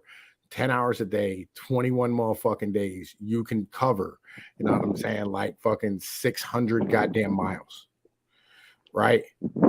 Like, yo, dude, legitimately, there's no reason anyone would ever starve, but motherfuckers sit and they wait for fucking food. It's like people when the lights go out, they don't, you know what I'm saying? Like immediately go and fucking check the goddamn power station. They don't go and, you know what I'm saying, fucking leave and shit, you know what I mean? Like fucking run around and try to figure out what's going on. They just fucking sit and wait for it to come back on. Right? This is what you have to understand. Is that like, yo, legit motherfuckers will line up for fucking food in the motherfucking honestly, streets. this is gonna sound silly as hell when I say this, and y'all are all gonna laugh at me when I mention it, but he did do the research when he wrote this book, and it goes through it pretty well. When you read World War Z during the Great Panic, it's pretty much exactly as Tom just described. Yeah, people sit and motherfucking wait. Like real shit. They will sit around. Oh, they do it. Like one group did a bunch of dumb shit and they moved up to Canada to try to beat the horde of zombies and shit. And they didn't have any camping gear. So they went in like September. And then they had nothing when the winter hit in October, November. And by January, they were eating one another. So they basically pulled a fucking Nazi I will Germany send you. trying to beat I will Russia send you. I will send you World War Z. You will. I mean, it sounds silly as fuck when I say World War Z, the book. No, not the movie. The movie sucked. I'm sorry, but the book. Max Brooks, when he wrote that book, he took all that into account about how things would break down, and it's pretty much as me and Pino are trying to convey. Well, and that's another issue is because of the convenience of modern society, people have gotten comfortable. So when something goes wrong and it's potentially catastrophic or life-threatening, they don't take initiative. They don't move. They don't think about these types of things because they expect that, oh, well, someone's going to come save me. There's always going to be 911. There's always going to be food on the shelves. Like they don't want to do anything themselves because they haven't been conditioned to think like, yeah, look, things are going south. Things aren't working out for you. Maybe you should, I don't know, fix it yourself, find a way to survive. That was one of the things they did in World War Z when the U.S. government tried to when they were reconstituting. First thing they did is they created a program called the Self-Sufficiency Program and taught people how to repair their own shit and do their own shit to get them on fucking government welfare. and not have government assistance so they could save resources. Yo, See, like if they'd done that in real life instead of relying on a fucking welfare system, we'd be much better off. I'll send you World War Z too. I just happened to think about that one while we were talking. People in general just stay put and starve to death, right? And especially like motherfuckers who are already relying on other people for fucking subsistence. You know what I mean? They don't fucking they don't go out and try to do it themselves. And these people are pets. They don't know how to do it themselves as a whole. They don't know how. They've never had to feed themselves. They've been handed checks their entire fucking lives. Oh, and that's another good point. If you guys ever get bored, if you're sitting around at the bar or you're sitting around at work and you're talking to people, ask them a simple question. Do you know what berries are poisonous and which ones are safe to eat? No. Most people don't. Get a Wild Edible manual. You can get them at the grocery store. I see them all the time. I do. Like, yo, I have there's food growing everywhere here. It grows naturally everywhere. Polk salad. Like, yo, there's fucking apples and, you know what I'm saying, pawpaws and shit. Like, it's like, yo, there's tons of shit to eat. You just got to know where to fucking look. I'm neck deep in agave over here. Yo, there's goddamn fucking rivers teeming with motherfucking fish, crayfish fucking all over the bottom. You can eat. You know what I mean? Well, and dude, that's the thing. Most people, so moving from the berry example, most people don't even know how to put a decent hook or a decent lure on a freaking fishing line, and then let alone if they caught a fish, assuming they could. To be honest, I use a 9-volt battery, but fair enough. But fair at that point, you're gonna do the DuPont spinner. But the thing is, most people also don't know how to. No, I don't do that. That was a tongue-in-cheek joke. I don't do that. I don't fish. I buy my catfish at HEB. but the thing is, most people don't even know. Like, let's say everything completely went to shit. Most people wouldn't know how to hunt, clean, dress, anything that they could manage to actually shoot, assuming they knew how to load the damn gun to begin with. Like, that's the one thing I can do is I know how to load a weapon. That's it. Everything else, no. Can you reload the bullets? No, I can't. I can't do the whole bullets themselves. Get on YouTube and learn. Well, my point is you give me a weapon, I'll figure out how to reload it pretty damn quick. But as far as maintaining anything else, I can't really. I got nothing else. Well, my point is this: these people can't sustain themselves. They can't feed themselves. As Pino was saying, they're reliant on somebody else to do this type of work for them. They just think they're going to walk into the butcher's shop and there's going to be a steak that's already cut and weighed out, and they're going to pay some money and they're going to walk away and they're going to be able to eat. If all of this structure breaks down, and they have to pick up a rifle, go hunt for themselves, learn how to clean the animal, dress the animal, skin it, do all that stuff, they're not going to be able to do it. They don't even know how to hold a rifle, much less how to line the sights up and how to judge the distance to do it. I mean, I know how to fire a weapon, but as far as everything else, sounds like I'm going to be in for a miserable time. If I threw you a lever action rifle, could you manipulate it? Remember, in the hood, they think you hold the gun how it comes out of the box. Oh, jeez. Yeah, I know about the whole fucking sideways. Damn it, Peter. I will drink to that. That was... Fucking hold the weapon sideways trying to aim it. No, Pino, you have to hold your balls and you got to throw the bullets as you fire. Right. You got to show that grill, pow, pow, pow. Right. Yeah. I mean, like, I'll be honest. I hold my 22 cocked. You know what I mean? But like, fucking, you got Why? Why? What type of 22? What type of 22, Tom? What's a fucking long rifle? Oh, long rifle. Oh, okay, yeah. Yeah, like you got to. LR's better. Yeah, you got to line it up like fucking like you hold it crooked. 22s kill more people than anything in the world. You can see down a 22 barrel way back, especially because it's a really small gun. You know what I'm saying? Like as far as like length is concerned. So yeah, if you got a short length, that's the trick. The short length is you cock it to the side on top of your shoulder and you can shoot that way. Yep. Well, no, you don't hold it the whole way side. You hold it like diagonally so you can like see. That's what I'm saying. You're not doing like, I'm not saying 90 degree. I'm just saying more like I got a 45 or not 45. Yeah. You know what I mean? More like a 22. I'll tell you what, I'm pretty religious with fucking iron sights on that bitch. I'll be honest with you. Oh, 22s. I love shooting 22. It's fun to shoot. Oh, fuck yeah. And I got a fucking 10 round mag on that bitch too. Semi-auto. I just pop. Oh, you got a Ruger. You got a Ruger 1022. Nah, I got a fucking I got a Savage. Oh, a Savage. Oh, yeah, Savage. Oh, them Savages are good though. Even though they're inexpensive, you can buy one for like $100. We had one at my store for like $115. I was like, damn it, I almost bought it, but a guy bought it before. I'm like, you son of a bitch. Well, I'm not gonna lie. My favorite hunting rifle is a 357 Savage. That thing is amazing. 5-round internal magazine and enough punch to take down a good sized buck. Yeah. 30, yo, 30 son. 30 Doku. Doku. I got an 1873 and 357. Oh, that's a nice rifle. It's a new birdie. I love it. Yo, look, the 30-06, you know what I'm saying? That's the gun that was fucking 30, not my 30-06. 30-06, baby. That's my No, 30-06. Gotta say it like a redneck down here in Texas. No, I'm not from Texas. Right? That's not how the hell this operates. But that's Yankee. The gun. Yo, the 30-06 is literally like fucking Yankee. That's what the snipers use in fucking World My two World Wars. Oh, that's the thing, dude. 30-aught is one hell of a. No, 30-aught. Like what type of bullet, Pino? What type of bullet you use? Man, fucking whatever the fuck's Soft on the point? goddamn shelves. Well, that's another thing. Let me bring this into the fray of our little war scenario here. You gotta understand, military uses full metal jacketed ammunition. Your average hunter uses either a soft point, ballistic tip, AMAX, hollow point. Civilians can use. Okay, you gotta remember, these country boys are going to be shooting at the horde with whatever they can get their hands on. There is no fucking Geneva Convention at this point. The military can use hollow points on its own civilians in accordance to the Nuremberg Code and the Geneva Code and all, and the Hague Code. But they just can't use it in war against one another. That's how come police and whatnot are allowed to able to use hollow points, stuff like that, in their service guns and stuff like that. So, in that do you case, know I'm what a going to cross soft point? Do you know what one 30-06 soft point will do to a human body?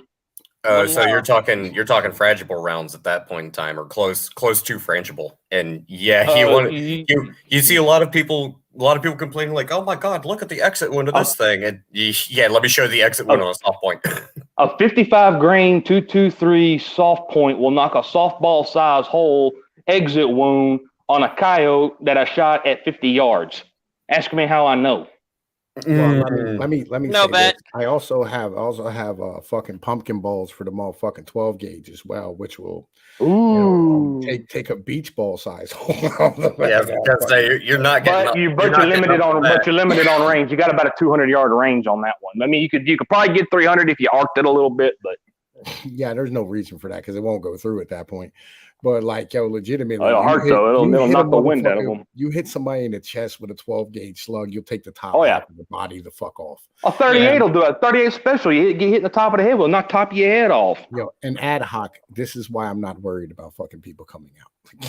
Also, I know you see a lot of people, especially in the media. It's like, oh my god, this gun is so scary. It's military style assault weapon. I'm not going to get on that rant. I'll be here for another hour. Y'all I'm can pretty sure find- people y'all can't can- wait that long. I mean, But somebody who was more familiar. Ad hoc, hold on. What? Just when people are always complaining like, oh my god, look at the scary AR-15 with its 226 or its 556. Have you ever seen, let alone shot, a 444 Marlin? Because if you're scared about that AR-15, let me show you the 444 Marlin. Doku. I just bought a 5095 1876 lever action. Tell me about it.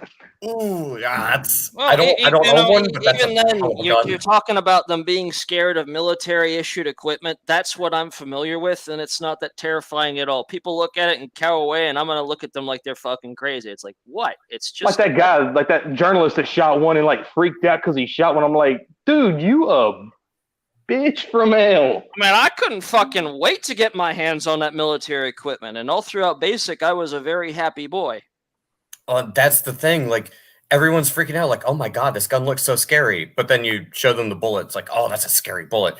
And then, hey, here's a 444. You want to make them? You want to make gun grabbers have a stroke? Just show them the footage from Knob Creek, Kentucky machine gun shootout.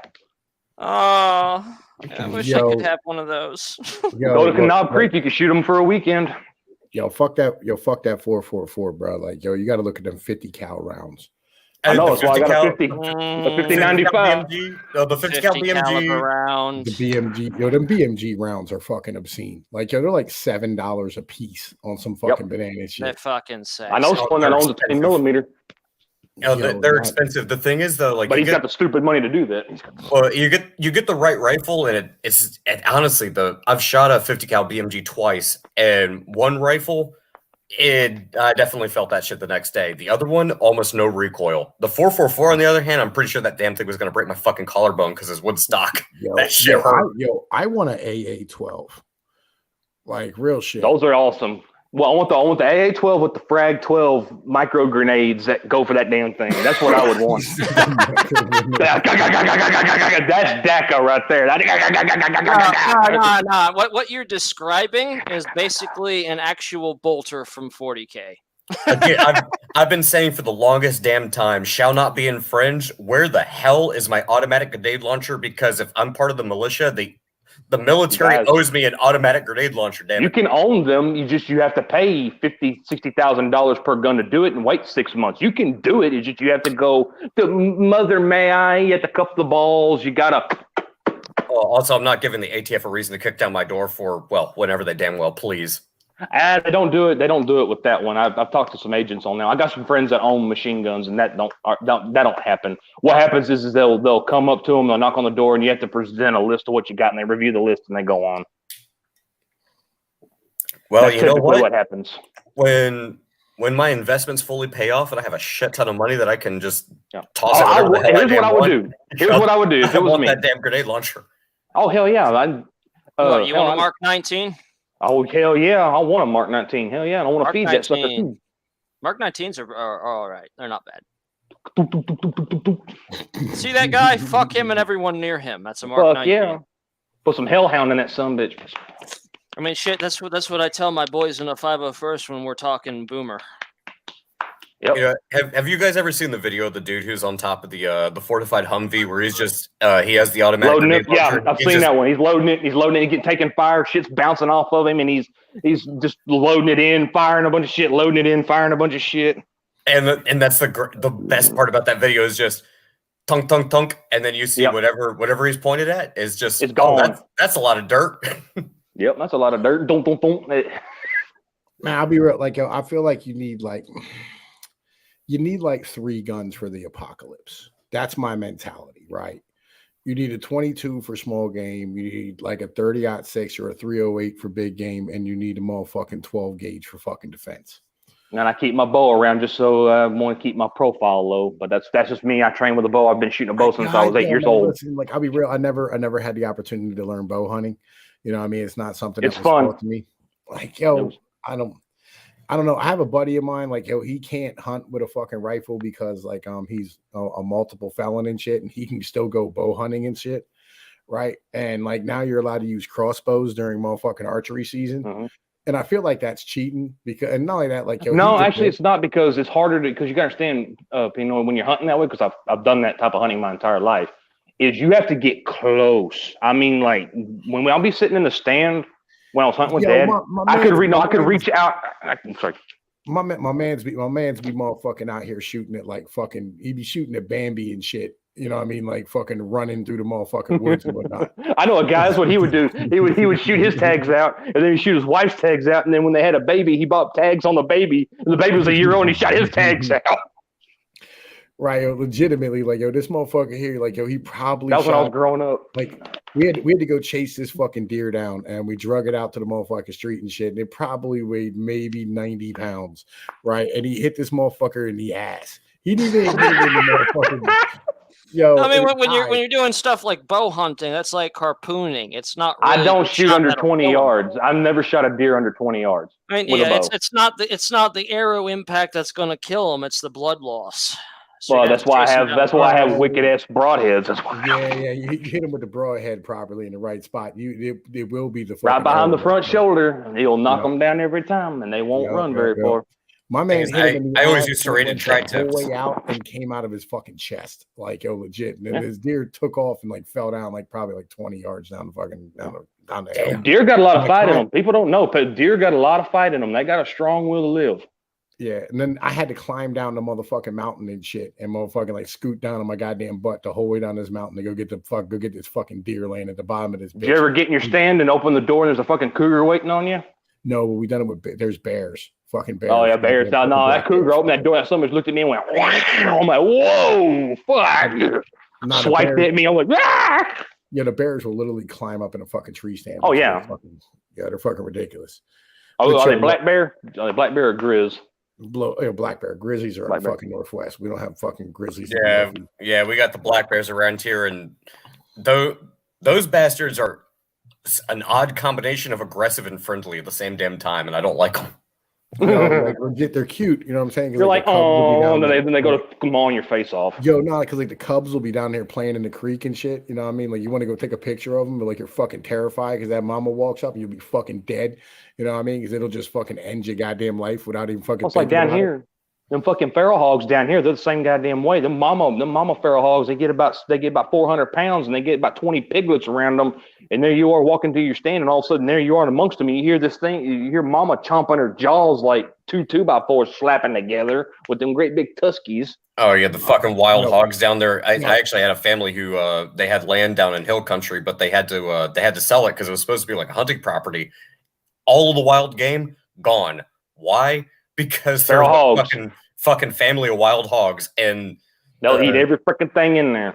and the thing is the Yo, Ad mama Hoc, the I'm mama kind must have of been behind your ideology there, bro. I want to go to sleep too. So, like, I'm gonna tell you what, man. We're gonna shut this down because it's been about 3 hours, nigga. We're kind of just We're wandering. almost all right. We're Deal. wandering through the conversation at this point. So, like, yo, it is what it is. Yo, and Tom P's of Pinoy News, Yep. man. Motherfuckers, Nah, guys. support the channel. Ad hoc, Put the motherfucking I'll send you them teeth up. links. All right. All right, man. Yo, holla at the motherfuckers later. Peace. Night.